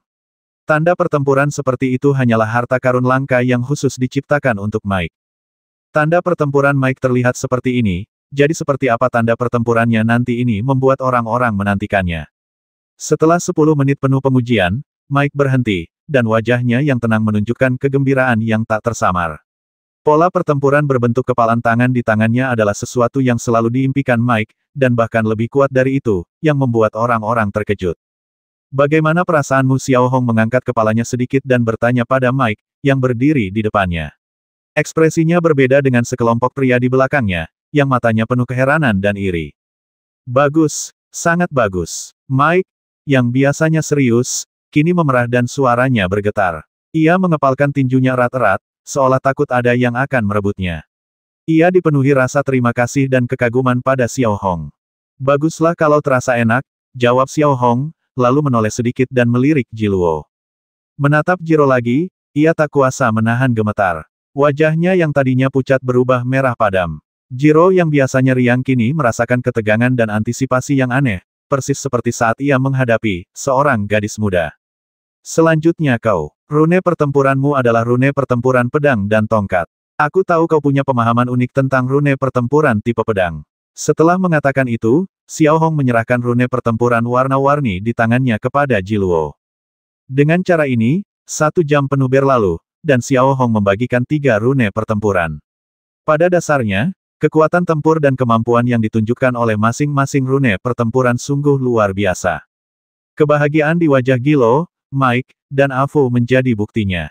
Demikian pula, mereka yang memiliki ketiga tanda pertempuran ini setidaknya 10 kali lebih kuat dari sebelumnya, dan sepenuhnya mampu melepaskan kekuatan seorang Grandmaster. Demikian pula, saat ini, sikap anggota Scarecrow terhadap Xiaohong telah mengalami perubahan mendasar. Dulu, mereka tunduk kepada Xiaohong karena ia dapat membantu mereka keluar dari kemiskinan, dan juga karena kekuatannya yang luar biasa. Tapi sekarang sepertinya ada hal lain yang ditambahkan. Xiaohong dapat membawa perubahan dramatis dalam kekuatan bertarung mereka. Hampir seketika Afu menarik kembali rune pertempuran itu, 30 orang-orangan sawah anggota tingkat Grandmaster menatap Xiaohong dengan ekspresi memuja. Mata mereka dipenuhi bintang-bintang pemujaan, dan mereka berharap untuk mendapatkan rune pertempuran yang dibuat oleh Xiaohong sesegera mungkin. Kalau begitu, kita akhiri saja untuk hari ini. Mike, kalau ada waktu, kau dan Gilo harus mengawasi pergerakan bajak laut topi merah. Kurasa mereka sedang mengawasi kita dari suatu tempat sekarang. Dan aku sudah melengkapimu dengan rune pertempuran rahasiakan itu untuk saat ini, perintah Xiaohong. Baik, bos, jawab Mike dengan penuh hormat, merasa bersyukur sekaligus kagum pada Xiaohong. Bos, ada sehelai rambut di sini, biar aku yang mencabutnya. Saat itu, seorang anggota kru tiba-tiba datang ke sisi Xiaohong dengan ekspresi memuja, lalu dengan hati-hati mencabut sehelai rambut putih dari bahu Xiaohong. Bos, Anda ingin makan siang? Apa saya bisa meminta dapur menyiapkannya untuk Anda, kata anggota kru lainnya dengan ekspresi yang sama. Tujuannya sangat jelas untuk menjilat, berharap Xiaohong dapat segera membuat pola pertempuran berperforma tinggi untuk mereka, dan agar ia dapat lebih berusaha membuat pola pertempuran untuk mereka. Xiaohong menyadari hal ini, tetapi ia tidak terlalu menunjukkannya. Ia malah berbalik dan berjalan keluar dari ruang latihan. Bos, kemarilah, aku akan membukakan pintu untukmu, kata Xia Mingge dengan ekspresi patuh yang sama ketika melihat Xiao Hong berjalan menuju pintu. Menghadapi pemandangan ini, Xiao Hong tetap tidak bereaksi dan perlahan berjalan keluar. Memasuki kamarnya, Xiao Hong memeriksa waktu baru sekitar pukul 10.30 pagi. Tanpa menunda, ia melirik keluar jendela, mengambil kertas dan pena, lalu mulai membuat draft desain untuk anggota Scarecrow lainnya, diikuti dengan pembuatan pola pertempuran. Tanpa ada yang mengganggunya, Xiao Hong benar-benar asyik menciptakan rune. Pikirannya berpacu, dan ide-ide untuk menciptakan rune terus mengalir di kepalanya, membuatnya bekerja semakin cepat. Saat itu pukul 6 sore, dan 10 rune pertempuran tingkat Grandmaster telah muncul dengan rapi di hadapan Xiao Hong. Setiap rune pertempuran sangat berbeda, indah, dan memukau. Ia sedikit mengangkat kepalanya dan melihat keluar jendela. Matahari sudah terbenam. Setelah meletakkan semua gambar desain pola pertempuran di depannya ke dalam celah spasial, Xiao Hong kembali mengambil buku tentang sintesis material dari sampingnya. Tujuan utamanya adalah untuk mempelajari lebih lanjut tentang racun kristal. Xiao Hong memiliki pengetahuan sebelumnya tentang zat ini, tetapi tidak terlalu mendalam, karena dia belum pernah membutuhkannya sebelumnya. Faktanya, sintesis racun kristal sangatlah rumit, dengan berbagai macam metode sintesis dan berbagai macam bahan yang dibutuhkan. Tentu saja, ada beberapa metode yang relatif mudah disintesis, tetapi bahan-bahan utama yang dibutuhkan hampir semuanya dikontrol ketat oleh berbagai konsorsium, sehingga sangat sulit diperoleh. Hal ini tentu saja meningkatkan biaya sintesis, dan keuntungan pun menurun. Apa yang dicari Xiao Hong Suo adalah metode yang berbiaya rendah, sederhana, dan praktis, yang memerlukan penelitian mendalam. Selain itu, Xiao Hong juga membuat sketsa struktur rune sihir peningkatan sinyal dalam pikirannya. 4 hari berlalu dalam sekejap mata. Selama 4 hari ini, Xiao Hong menciptakan total 35 rune pertempuran tingkat Grandmaster, melengkapi semua anggota kru bajak laut Scarecrow tingkat Grandmaster dengan rune-rune tersebut. Selain itu, Xiao Hong juga melengkapi lebih dari 20 anggota tingkat Master dengan kekuatan tempur yang sedikit lebih kuat dengan rune pertempuran. Hanya dalam waktu 4 hari, bajak laut Scarecrow yang tampak seperti pengemis, meningkatkan kekuatan bertarung mereka berkali-kali lipat tak terhitung jumlahnya. Dengan 35 Grandmaster yang dilengkapi rune pertempuran hebat, ditambah lebih dari 70 anggota tingkat Master, kru bajak laut Scarecrow sekarang hampir mampu berdiri sendiri. Sementara itu, di luar bintang Yaosen, 2 kapal perang berpola sihir dan 10 kapal pengangkut bajak laut topi merah telah melaju ke sistem bintang Yaosen, langsung menuju bintang Yaosen dengan momentum yang mengancam. Prosesi itu cukup megah, dan semua golongan kecil, melihat ini, buru-buru menghindarinya, menjaga jarak dan memperhatikan 10 kapal pengangkut bajak laut topi merah dan 2 kapal perang berpola sihir dengan rasa gentar, penampilan mengancam mereka terlihat jelas. Pada saat yang sama, bajak laut topi merah juga telah mengumumkan kepada sistem bintang Yosen dan bahkan seluruh wilayah Chaotic bahwa mereka akan mengambil tindakan untuk membasmi bajak laut orang-orangan sawah yang telah menyinggung mereka. Bukan hal yang aneh bagi kekuatan besar untuk memusnahkan kelompok kecil yang tidak tahu apa yang baik untuk mereka di daerah yang kacau, tetapi setiap kejadian tidak diragukan lagi penuh kekerasan, berdarah, dan menegangkan. Oleh karena itu, pada saat ini, hampir seluruh wilayah kacau memusatkan perhatiannya pada bintang Yaosen. Bahkan pemimpin masyarakat Sanlong, yang berada di wilayah kerajaan Sangbang Zenyi, juga memusatkan perhatiannya pada bintang Yaosen. Dapat dikatakan bahwa setelah lebih dari 100 tahun sejak pembentukan wilayah Chaotic, setelah kekacauan awal, kekuatan dari semua ukuran telah terbentuk. Pada dasarnya, tidak ada kekuatan kecil yang begitu buta lagi. Oleh karena itu, jarang sekali kekuatan besar yang mampu membasmi kekuatan kecil. Saat ini, pemimpin perkumpulan naga gunung sedang berada di sebuah kapal penumpang mewah. Di kedua sisi armada terdapat 2 kapal perang berpola sihir yang menyediakan pengawalan menyeluruh. Pemimpin perkumpulan naga gunung bernama Baragan. Ia tampak berusia lebih dari 50 tahun, tetapi sebenarnya berusia lebih dari 100 tahun dan memiliki kekuatan seorang Grandmaster tingkat kelima. Pada dasarnya, kekuatan seorang Grandmaster tingkat kelima sudah dianggap sebagai kekuatan tertinggi di wilayah yang kacau ini. Alasannya sederhana, siapa di antara para Soul Master yang akan menjadi penjahat di sini, kalau bukan seseorang seperti Xiao Hong. Bahkan jika mereka membuat kesalahan besar, berbagai aliansi tidak akan menuntutnya. Sebaliknya, mereka akan bersaing untuk memenangkan hati mereka dan menawarkan pakaian serta makanan mewah. Pilar ekonomi utama masyarakat Sanlong adalah penjualan berbagai macam obat-obatan. Di Bintang Nunes, tempat aliansi Bank Atas dan aliansi Beba baru bertemu, mereka memiliki lahan luas yang khusus ditanami berbagai tanaman untuk penyulingan obat-obatan. Mereka kemudian menjual obat-obatan ini dari zona caotik ke seluruh penjuru aliansi Beba baru, aliansi Red Raiders, dan bahkan aliansi Olimpik Utara. Ini juga merupakan pilar ekonomi utama perkumpulan naga gunung. Faktanya, obat-obatan yang dijual oleh lautan pola sihir hampir seluruhnya dimonopoli oleh perkumpulan naga gunung. Membuat keributan seperti itu hanya karena kru bajak laut kecil, bajak laut topi merah benar-benar merendahkan diri mereka sendiri, gumam Baragan, duduk di kursi logam mewahnya dan menatap layar di depannya. Kita tidak bisa berbuat apa-apa. Mereka dilaporkan menderita beberapa kerugian di tangan kru bajak laut kecil itu, yang sungguh tak tertahankan bagi bajak laut topi merah. Mereka sangat perlu menunjukkan otoritas mereka. Sebenarnya, ini juga untuk kepentingan kita. Mereka menunjukkan kepada Anisasi Thunderbird dan kita betapa kuatnya mereka, membuat kita waspada. Kata pemuda yang berdiri di samping Baragan. Dia adalah Ned, putra angkat Baragan lebih dari 10 tahun yang lalu, yang telah menjadi anggota inti Mountain Rise Society. Memamerkan kekuatan militermu setidaknya kau harus menemukan beberapa kacang tangguh untuk dipecahkan.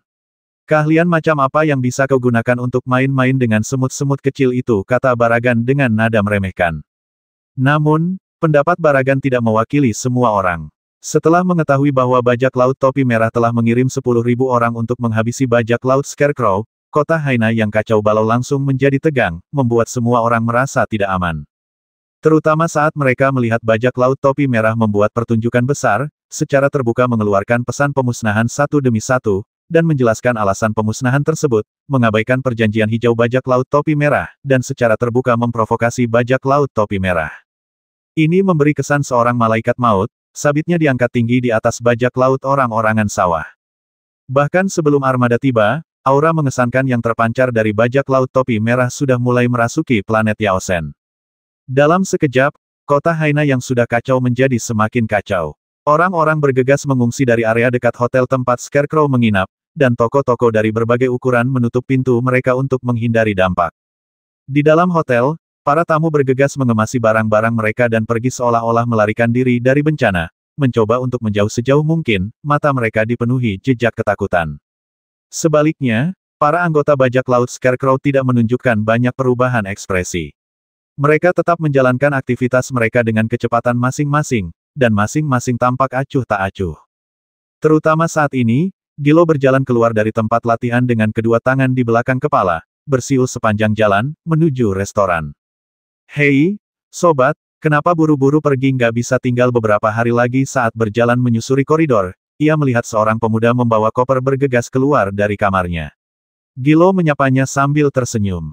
Kemudian, pemuda itu mengabaikan Jiluo sama sekali, berjalan melewatinya, dan menuju pintu. Sebelum pergi, ia melirik Jiluo, tatapannya seolah berkata, apa kau bodoh, apa kau tidak tahu kau akan mendapat masalah besar. Cih, melihat pemuda itu mengabaikannya, Gilo mendengus sinis lalu berjalan masuk ke restoran sendirian, memberi kesan seolah-olah tidak terjadi apa-apa, meskipun beberapa jam sebelumnya ia sudah tahu bahwa bajak laut topi merah akan menghabisi mereka. Memasuki restoran di lantai 2, kita akan melihat hampir semua anggota kru bajak laut berkumpul di sana. Setiap meja dipenuhi hidangan lezat. Pemilik hotel di pojok ruangan bermandikan keringat, tetapi masih memasang senyum paksa. Namun, di balik senyum itu tersimpan kekhawatiran dan ketakutan yang tak berujung. Meskipun tidak ada kekuatan yang diizinkan untuk merusak fasilitas atau toko di tata bintang Yaosen, lawan mereka adalah kru bajak laut topi merah, sekelompok pembasmi kejam. Meskipun dia tahu bahwa Xiao Hong dan kelompoknya juga bukan orang yang mudah dikalahkan, musuh hanya memiliki 1.000 orang terakhir kali, tetapi sekarang menjadi 10.000, dan mereka semua adalah penjahat yang disewa khusus oleh bajak laut topi merah, jadi kekuatan bertarung mereka cukup tinggi. Hei, sudah waktunya sarapan, apa yang kau lakukan? Tanya Xiao Hong saat Jiluo masuk, tampak linglung. Ayo pemanasan, bos, jawab Jiro sambil duduk di sebelah Xiao Hong. Bahkan, sejak mendapatkan rune pertempuran tingkat tinggi miliknya sendiri, Jiro sepertinya terobsesi dengan manipulasi rune pertempuran, dan ia akan pergi ke tempat latihan untuk berlatih selama beberapa jam setiap hari. Meskipun sikapnya tampak acuh tak acuh, Jiro sebenarnya cukup bekerja keras setelah ia memperoleh tanda suka perang. Ayo makan sekarang. Setelah selesai makan, bajak laut topi merah akan segera tiba. Fox akan bertanggung jawab atas semua pengaturan taktis untuk pertempuran ini. Ada pertanyaan. Xiao Hong melirik para kru yang duduk miring di ruang makan dan berkata lembut, lalu menatap elf.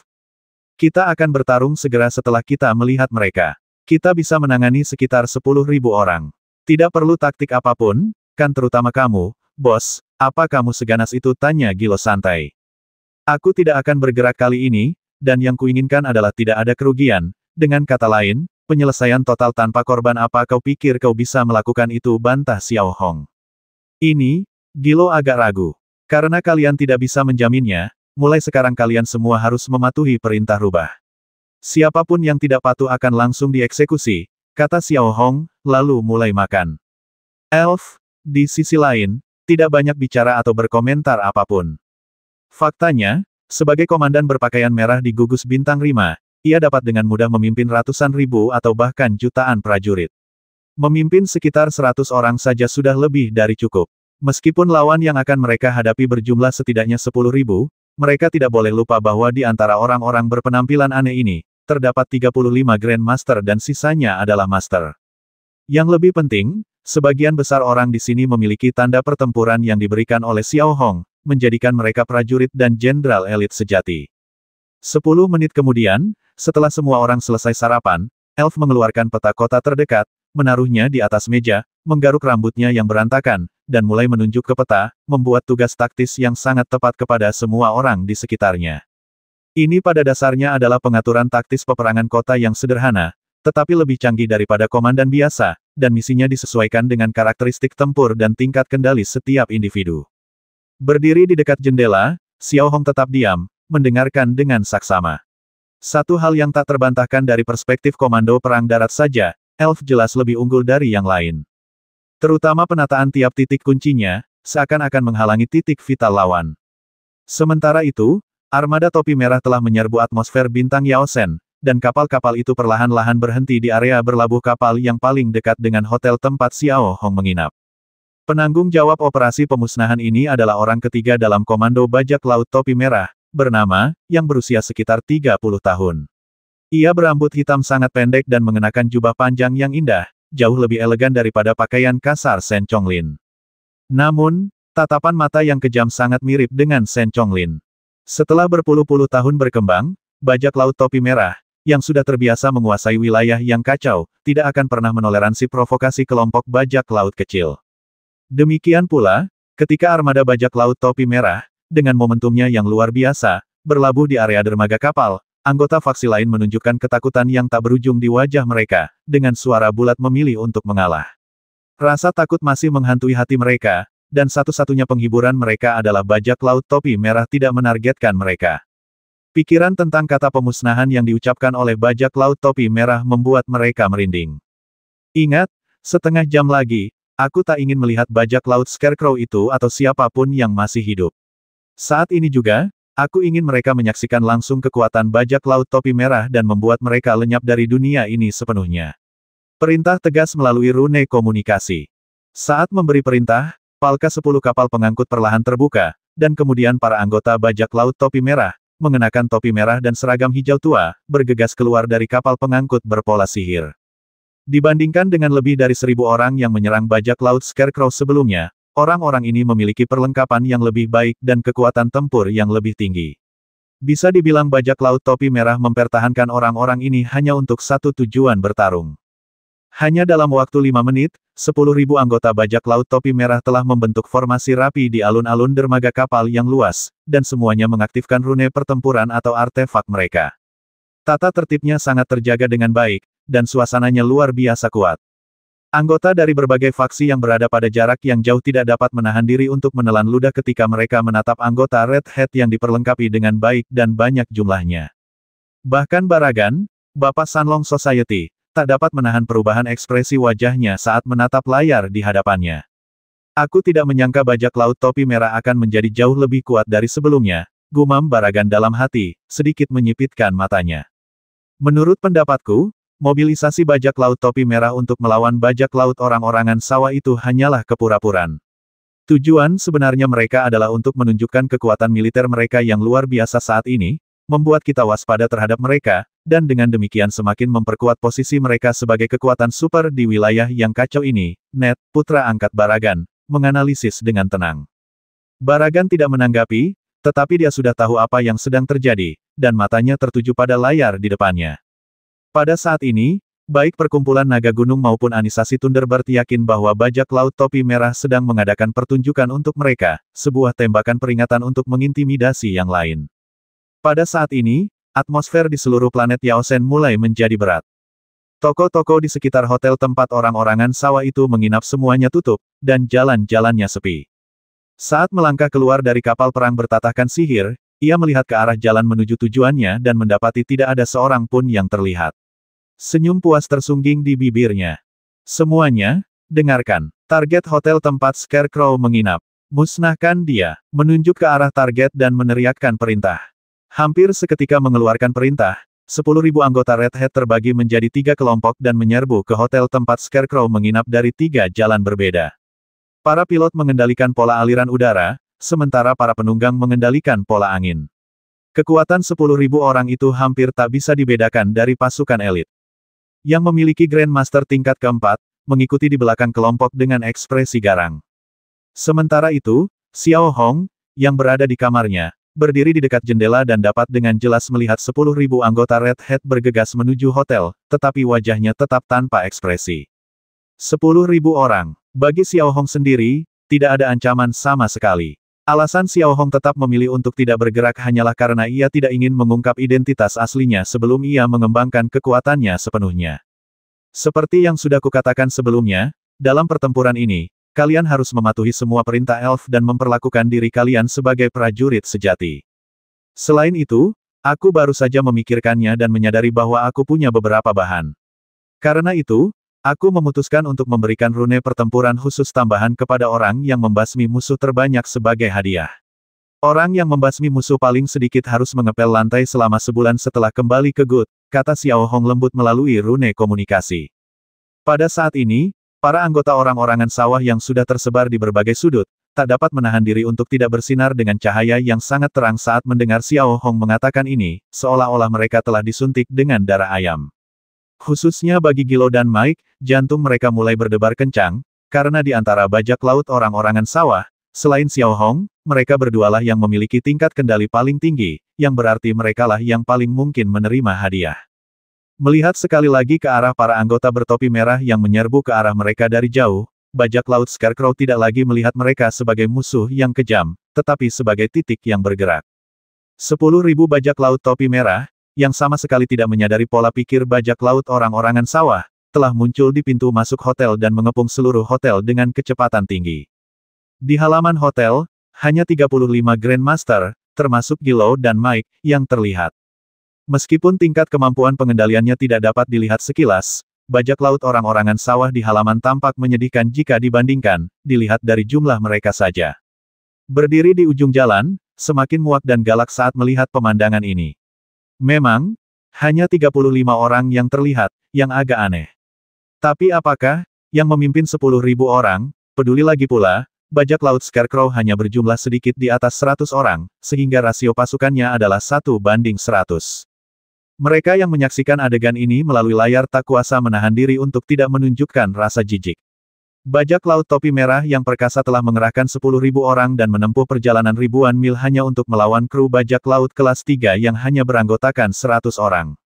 Sekalipun mereka berhasil menghancurkan mereka, itu tetap akan menjadi aib. Bajak laut topi merah ini benar-benar hebat. Sejak kapan mereka suka menindas semut-semut kecil mereka sampai rela bersusah payah menghabisi sekelompok kecil yang jumlahnya hanya 100 orang lebih. Siapa yang bisa membantahnya, tapi bajak laut orang-orangan sawah itu sungguh menyedihkan. Mereka yang melihat adegan ini di layar tidak dapat menahan diri untuk mengungkapkan perasaan seperti itu. Di sisi lain, tidak punya banyak pikiran. Setelah membasmi tokoh nomor 2 di bajak laut topi merah, ia harus memberikan serangan yang sangat kejam. Di mana pemimpinmu? Apa dia kabur? Ku beritahu, kalau berani menyinggung bajak laut topi merah, hari ini adalah hari kematianmu. Teriak dari belakang rombongan.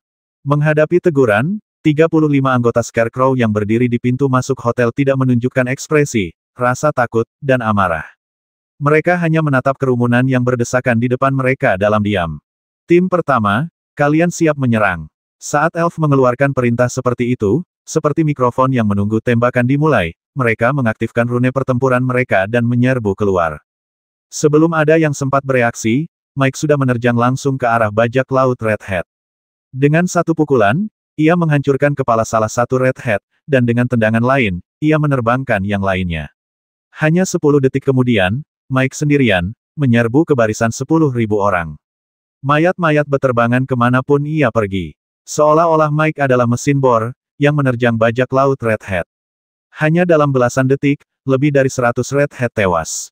Menghadapi pemandangan ini, yang berada di barisan paling belakang formasi, sedikit mengubah raut wajahnya, kilatan tajam terpancar di matanya sampah tak berguna, kau bahkan tak bisa menghentikan satu orang pun sekarang kuperintahkan kau. Sebelum sempat selesai berbicara, Mike tiba-tiba melompat tinggi ke udara dan muncul di depan dalam sekejap mata. Bang! Dengan suara dentuman keras, Mike melayangkan pukulan yang mendarat tepat di wajah, dan langsung menghancurkan tengkorak. Berdebar. Saat berikutnya, yang dulunya ganas itu jatuh ke tanah, tengkoraknya yang hancur dan isi otaknya perlahan-lahan keluar. Setengah menit kemudian, anggota nomor 3 topi merah dan juga komandannya, terbasmi. Orang-orang di seluruh planet Yaosen menyaksikan kejadian ini dengan rasa tidak percaya, beberapa bahkan tidak dapat memahami apa yang baru saja terjadi.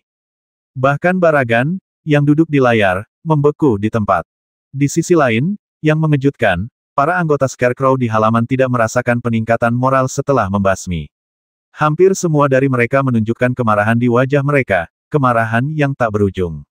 Mike, dasar orang menyebalkan hina. Kita sudah sepakat untuk menyerang bersama, tapi beraninya kau menyelinap ke arahku dan mencetak poin lebih dulu saat aku lengah. Apa maksudmu? Gilo menunjuk Gilo di kejauhan, suaranya dipenuhi amarah. Siapa suruh kamu lambat banget? Cuma ada satu tempat buat tato pertempuran khusus, dan aku mau ambil, jawab Mike tenang sebelum kembali menyerbu ke barisan bajak laut topi merah. Brengsek, kau pikir kau bisa mengalahkanku seperti ini? Kau terlalu naif. Jiro menahan amarahnya dan tak berani menunda. Ia mengaktifkan rune pertempurannya dan menyerbu ke barisan musuh. Mengikuti dari dekat, Afu, Xiamingge, dan yang lainnya sama-sama bertekad, seolah-olah tidak ada aturan yang mengatakan semakin tinggi level, semakin banyak poin yang didapat, semuanya bermuara pada efisiensi. Ketika 35 anggota Scarecrow, yang semuanya setingkat Grandmaster, dibantai satu persatu, area di sekitar hotel telah sepenuhnya berubah menjadi rumah jagal. 35 anggota Scarecrow itu tampak seperti 35 guk-guk gila, membasmi siapapun yang bukan anggota mereka dan berebut mengumpulkan poin dengan segala cara. Tanpa dan komandan inti mereka, para anggota Red Hat yang dulunya garang benar-benar tercengang. Menghadapi pembantaian itu, mereka berhasil mempertahankan diri, tetapi sama sekali tidak terkoordinasi. Namun, ini baru awal dari bencana mereka. Dengan 35 anggota orang-orangan sawah yang berhasil mengacaukan formasi musuh dan menarik perhatian mereka, Elf segera menjalankan langkah kedua dari rencana serangannya. Dalam sekejap, sambil mengamati atap, jendela, dan area vital lainnya di gedung-gedung dekat hotel, anggota bajak laut Scarecrow muncul satu demi satu. Mereka kemudian mulai menembaki anggota topi merah yang ribut di jalan dari kejauhan, menggunakan rune serangan jarak jauh atau senapan rune sihir. Penempatan setiap titik tembak cukup cerdik, sangat menguntungkan pihak kita, dan sangat merepotkan musuh. Distribusi daya tembaknya juga sangat masuk akal, dan dapat memberikan koordinasi serta dukungan penuh kepada para Grandmaster dalam formasi musuh. Dalam sekejap mata, dari total 10.000 anggota Red Hat, 3.000 diantaranya telah menjadi mayat, terpotong-potong di jalanan. Khususnya Gilo dan Mike, yang sedang mengejar skor akhir, semuanya terbasmi dalam satu gerakan, lalu menyerbu kerumunan lagi.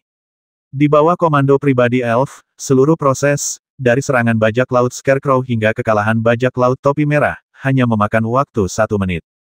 Lebih dari 100 orang yang ada dikerahkan dengan keterampilan yang sempurna. Pasukan elit, semuanya setingkat Grandmaster, ditempatkan di lokasi serangan dengan tekanan yang lebih rendah dan perlindungan yang lebih baik untuk memicu tembakan dan berfungsi sebagai titik serangan utama. Tentu saja, tak ada yang perlu dibanggakan. Jika komandan berpakaian merah dari gugus bintang rela yang perkasa saja tak sanggup menghadapi sekelompok bajak laut kecil, ia pasti sudah berkemas dan pulang sejak lama. Namun, orang-orang di bintang Yaosen, dan bahkan di seluruh zona Chaotic, tidak berpikir seperti itu. Melihat bajak laut topi merah yang dulunya tangguh, kini dikalahkan oleh lebih dari 100 orang, mereka semua membelalakkan mata, tak percaya apa yang mereka lihat. Sebelumnya, mereka sangat yakin bahwa pengerahan 10.000 orang bajak laut topi merah untuk menghadapi kelompok bajak laut kecil yang hanya berjumlah lebih dari 100 orang adalah tindakan menindas yang lemah. Namun ketika mereka melihat si lemah ini, yang telah menghajar 10.000 anggota Red Hat hingga babak belur tanpa ada ketegangan, mereka semua terdiam. Bagaimana mungkin ini terjadi? Baragan, di atas kapal khusus berpola sihir, menatap pemandangan di layar cahaya tempat para anggota bajak laut topi merah dibantai. Ia benar-benar tercengang, mulutnya sedikit terbuka, dan cerutu mahalnya jatuh ke tanah tanpa ia sadari. Bahkan anak angkatnya, Ned, terpaku di tempat, matanya dipenuhi ketidakpercayaan. Ini pertama kalinya ia melihat 100 lebih orang bertarung melawan 10.000 orang. Terlebih lagi, dilihat dari situasinya, bajak laut Scarecrow memiliki keuntungan yang sangat besar, tidak memberi 10.000 orang kesempatan untuk melancarkan serangan balik yang efektif. Rasanya seperti mereka menghajar mereka sampai mati tanpa ampun. 10 menit kemudian, area di sekitar Hotel Xiao Hong berlumuran darah. Dari 10.000 anggota Red Hat yang dulunya merupakan kekuatan yang tangguh, kurang dari 4.000 yang tersisa, tercerai-berai dan melarikan diri dalam kekacauan. Namun, saat ini, Elf telah menunjukkan sisi kejam planet Fox, dan sekali lagi melakukan serangkaian manuver. Dalam sekejap, anggota Scarecrow yang mempertahankan benteng mereka mulai mengubah lokasi serangan sesuai rencana, dengan cepat membentuk jaringan senjata api yang padat di berbagai rute utama, dan memusnahkan anggota bajak laut topi merah yang mencoba melarikan diri. Pemandangan seperti itu sudah membuat orang-orang yang melihatnya merinding. Ya, ini memang daerah yang kacau, penuh kejahatan dan hukum rimba, tetapi pembantaian brutal dan tanpa ampun seperti itu belum pernah mereka lihat sebelumnya. Bahkan ketika pertarungan mencapai puncaknya, para anggota Scarecrow dibantai tanpa ampun meskipun mereka memohon belas kasihan. Di mata para anggota Scarecrow, setiap anggota Scarecrow mewakili suatu tujuan, dan tak seorang pun rela melepaskan mereka begitu saja. Tak berlebihan jika dikatakan bahwa setelah pertempuran ini, bajak laut Scarecrow yang sebelumnya tak signifikan kini menjadi kekuatan yang patut diperhitungkan. Jumlah mereka memang sedikit, tetapi luar biasa kuat dalam pertempuran, terutama sistem komando mereka, yang membuat mereka tampak seperti pasukan super yang terlatih, alih-alih gerombolan. Di sisi lain, Xiao Hong berdiri di restoran di lantai 2, tangannya sedikit di belakang punggung, diam-diam memperhatikan semua yang terjadi di depannya. Di belakangnya, pemilik hotel berkeringat deras, kakinya gemetar tak terkendali. Ia ketakutan, hanya saja sebelumnya ia ditakuti oleh bajak laut topi merah, kali ini ia ditakuti oleh Xiao Hong. Melihat pria yang berdiri di hadapannya, mengenakan setelan jas rapi dan sangat tenang, pemilik hotel merasa sulit mengaitkannya dengan seorang pembasmi kejam. Namun, pemandangan di hadapannya membuatnya tak punya pilihan selain mempercayainya. Perlahan-lahan berbalik, Xiao Hong melirik ke arah pemilik hotel, menyebabkan pemilik hotel bergidik seolah-olah dia tersengat listrik. Sudah kubilang, tidak apa-apa, tenang saja, kata Xiao Hong dengan suara yang sangat lembut. Ya. Pemilik hotel itu mengangguk seperti ayam mematuk nasi, menjawab dengan tergesa-gesa. Sekarang, bisakah kau pergi dan mengundang orang yang bertanggung jawab atas toko pola ajaib Haina ke sini, tanya Xiao Hong lembut. Baiklah, oke, tidak masalah. Pemilik hotel tidak berani menolak. Setelah terkejut sejenak, ia segera mengangguk setuju. Melihat pemilik hotel berjalan terlatih-tatih keluar dengan tubuh besar dan gemuknya, Xiao Hong tak tinggal diam. Ia membetulkan maskernya dan mengikutinya, berjalan perlahan. Setibanya di lantai bawah, Xiao Hong perlahan membuka pintu hotel, dan bau darah yang familiar langsung menyergapnya. Melihat sekeliling, Xiao Hong melihat pemandangan pembantaian total, darah menggenang membentuk aliran-aliran yang menggelegak ke dalam selokan. Mayat-mayat berserakan di jalan-jalan di sekitar hotel, dan tak satu pun anggota Red Hat yang datang untuk memprovokasinya selamat. Dengan desain elf yang agak kejam, area luas di sekitar hotel seperti sangkar mudah untuk masuk, tetapi sulit untuk keluar. Melihat Xiao Hong, mengenakan setelan jas rapi dan cambuk putih, berdiri di jalanan yang dipenuhi mayat, hampir semua orang yang menyaksikan adegan ini merasakan hawa dingin menjalar di tulang punggung dan kulit kepala mereka merinding. Kontras ekstrim antara kesopanan dan kekerasan digambarkan dengan gamblang oleh Xiao Hong. Sementara itu, setelah pembantaian berdarah, Jiro yang kini berlumuran darah, melihat Xiao Hong keluar dari hotel dan bergegas menyambutnya tanpa ragu, matanya dipenuhi kegembiraan. Bos, aku berhasil membasmi total 1.194 anggota Red Hat. Aku yang terbanyak. Seru Gilo bersemangat sambil mendekati Xiao Hong. Sebenarnya, alasan utama ia bisa menyusul Mike adalah karena tato pertempurannya memiliki kemampuan area of effect damage yang kuat. Tidak, jangan basmi aku, tidak. Tepat saat Jiluo datang ke sisi Xiao Hong, mencoba mengumumkan bahwa ia akan menjadi nomor 1, suara yang sangat lemah dan menyakitkan tiba-tiba datang dari belakang Jiluo. Ketika berbalik, saya melihat seorang anggota mengenakan topi merah, berlumuran darah dan nyaris tak bernyawa. Berderak. Saat anggota bertopi merah itu mengeluarkan suara itu, Mike muncul di sampingnya, lalu meremukkan lehernya dengan kakinya, persis seperti meremukkan semut. Aku juga sudah mencapai 1194, kata Mike lembut. Melihat pemandangan ini, Gilo membeku di tempat ini bisa diterima. Sekarang seri di 1194. Mike, yang biasanya sangat tenang, tiba-tiba mulai mengkritik saat ini. Ini tidak mengejutkan. Xiao Hong telah merancang pola pertempuran untuknya. Godaannya terlalu besar.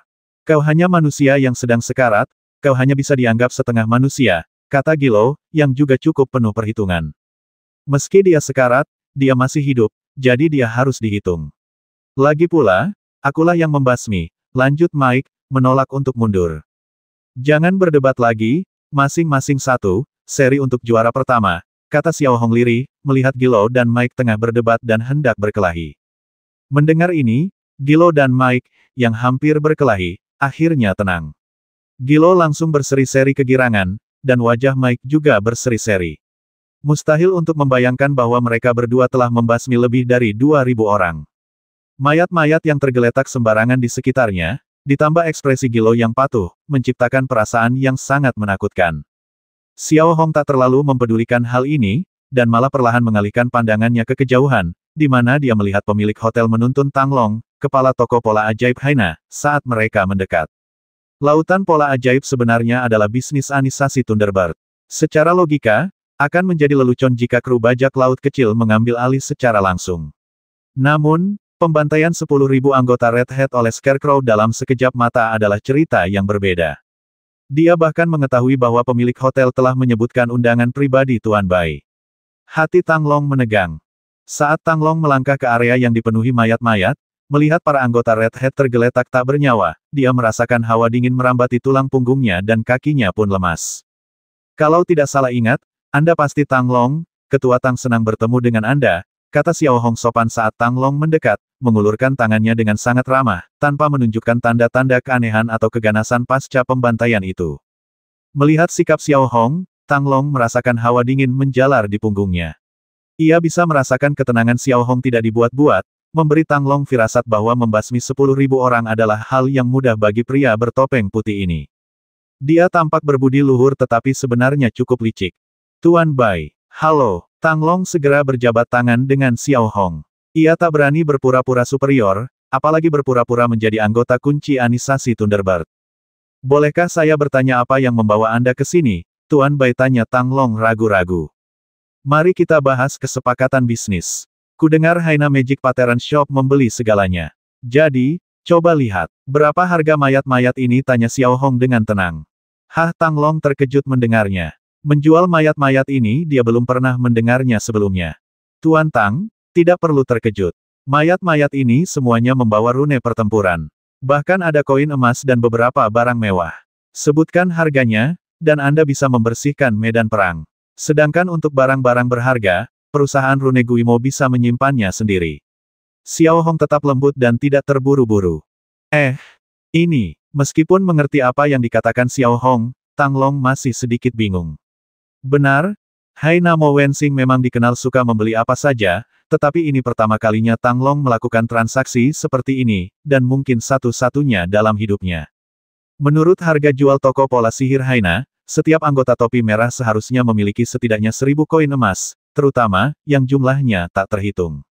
Dengan begitu, 10.000 orang seharusnya mendapat untung setidaknya 10 juta koin emas. Aku akan rugi sedikit, dan 8 juta koin emas mayat-mayat ini akan menjadi milikmu. Bagaimana? Xiao Hong melihat sekeliling, sedikit meluruskan kerahnya, dan berkata dengan santai. Tang Long memaksakan diri untuk tetap tenang, melirik mayat-mayat di sekitarnya, dan menilai situasi. Ia benar sendiri bernilai sangat mahal. 2 juta koin emas yang diserahkan Xiao Hong kemungkinan besar untuk membersihkan medan perang dan menghancurkan mayat-mayat. Mengesampingkan perdagangan barang yang aneh ini, semuanya cukup adil, bahkan situasi yang saling menguntungkan. Apakah kepala Tang ragu-ragu mungkinkah dia mengkhawatirkan bajak laut topi merah? Xiao Hong melirik Tang Long dan berkata lembut. Lelucon apa ini? Tang Long memaksakan senyum. Fakta bahwa bajak laut topi merah telah dikalahkan sedemikian rupa, dan Anisasi Thunderbird masih harus berhati-hati, secara tidak langsung menunjukkan bahwa Anisasi Thunderbird yang perkasa bahkan tidak sebaik orang-orangan sawah. Kesepakatan telah dibuat. 8 juta koin emas akan segera dikirimkan, kata Tang Long setelah berpikir sejenak. Faktanya, keputusan Tang Long juga menunjukkan kepada orang lain dari sudut pandang lain bahwa Thunderbird telah mulai terlibat dengan bajak laut Scarecrow, alih-alih menekan atau mengucilkan mereka. Meskipun sinyal-sinyal tersebut halus, orang-orang yang cerdik hampir selalu dapat melihatnya.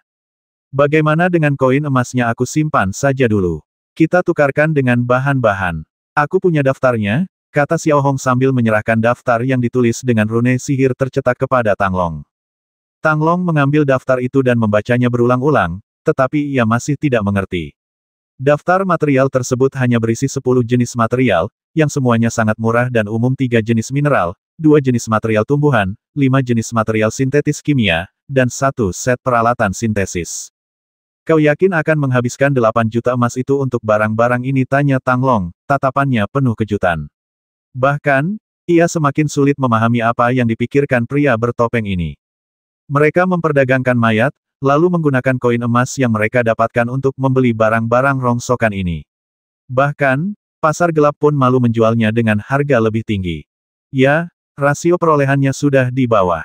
Terserah Anda, manajer Tang, untuk memutuskan berapa banyak yang bisa dibeli dengan 8 juta emas. Namun, saya harap Anda bisa bersikap lunak dan tidak bertindak terlalu jauh, kata Xiao Hong dengan tenang. Setelah pada dasarnya menyelesaikan masalah yang dihadapi, Xiao Hong kembali ke kamar hotelnya untuk melanjutkan penelitiannya tentang rune peningkatan sinyal. Pola sihir penguat sinyal ini, meskipun tampak sederhana, sebenarnya cukup sulit. Tantangan terbesarnya adalah memperluas propagasi sinyal pola sihir interaktif ini dari puluhan kilometer hingga menjangkau beberapa sistem bintang. Intensitas perluasan sinyal ini sangat tinggi, sehingga membutuhkan biaya yang sangat besar dan desain yang sangat rumit.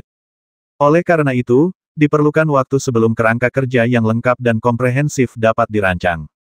3 jam berlalu dalam sekejap mata, dan waktu hampir habis. Sementara itu, di sekitar hotel, anggota Anisasi Thunderbird telah mulai membersihkan medan perang, mengikis semua sisa mayat hingga bersih dan melemparkannya ke dalam truk, siap untuk dimurnikan. Sementara itu, tepat saat Xiao Hong berulang kali mempelajari pola sihir pertumbuhan sinyal, 15 truk pola sihir besar melaju ke halaman dan berbaris dalam satu baris.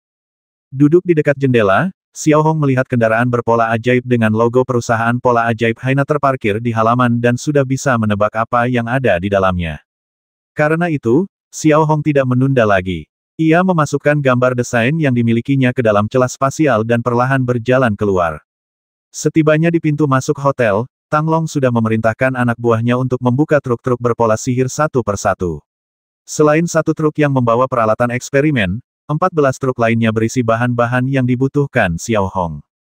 Tuan Bai, semua material yang Anda minta ada di sini. Secara logika, karena ini pasar gelap, material dari berbagai sumber tidak mudah didapatkan dan membutuhkan berbagai koneksi. Oleh karena itu, material yang dijual oleh Haina Magic Pattern Shop biasanya lebih mahal, seringkali 10 kali lipat harganya. Namun, sejujurnya, material ini relatif mudah didapatkan, dapat ditemukan di sebagian besar planet. Oleh karena itu, harganya hanya 2 kali lipat dari harga pasar. Tentu saja, saya harap Anda mengerti, karena Haina Magic Pattern Shop sangat berbeda dari toko pola sihir biasa, jelas Tang Long dengan terus terang. Tidak masalah. Saat ini, Xiao Hong tampak sangat mudah diajak bicara. Bahkan, mengingat koneksi bajak laut Scarecrow saat ini, hampir mustahil untuk mendapatkan begitu banyak material sekaligus. Xiao Hong tidak peduli jika toko pola sihir Haina menghasilkan uang. Ya dewa, benda apa ini? Tepat pada saat itu, suara Gilo yang kecewa tiba-tiba terdengar.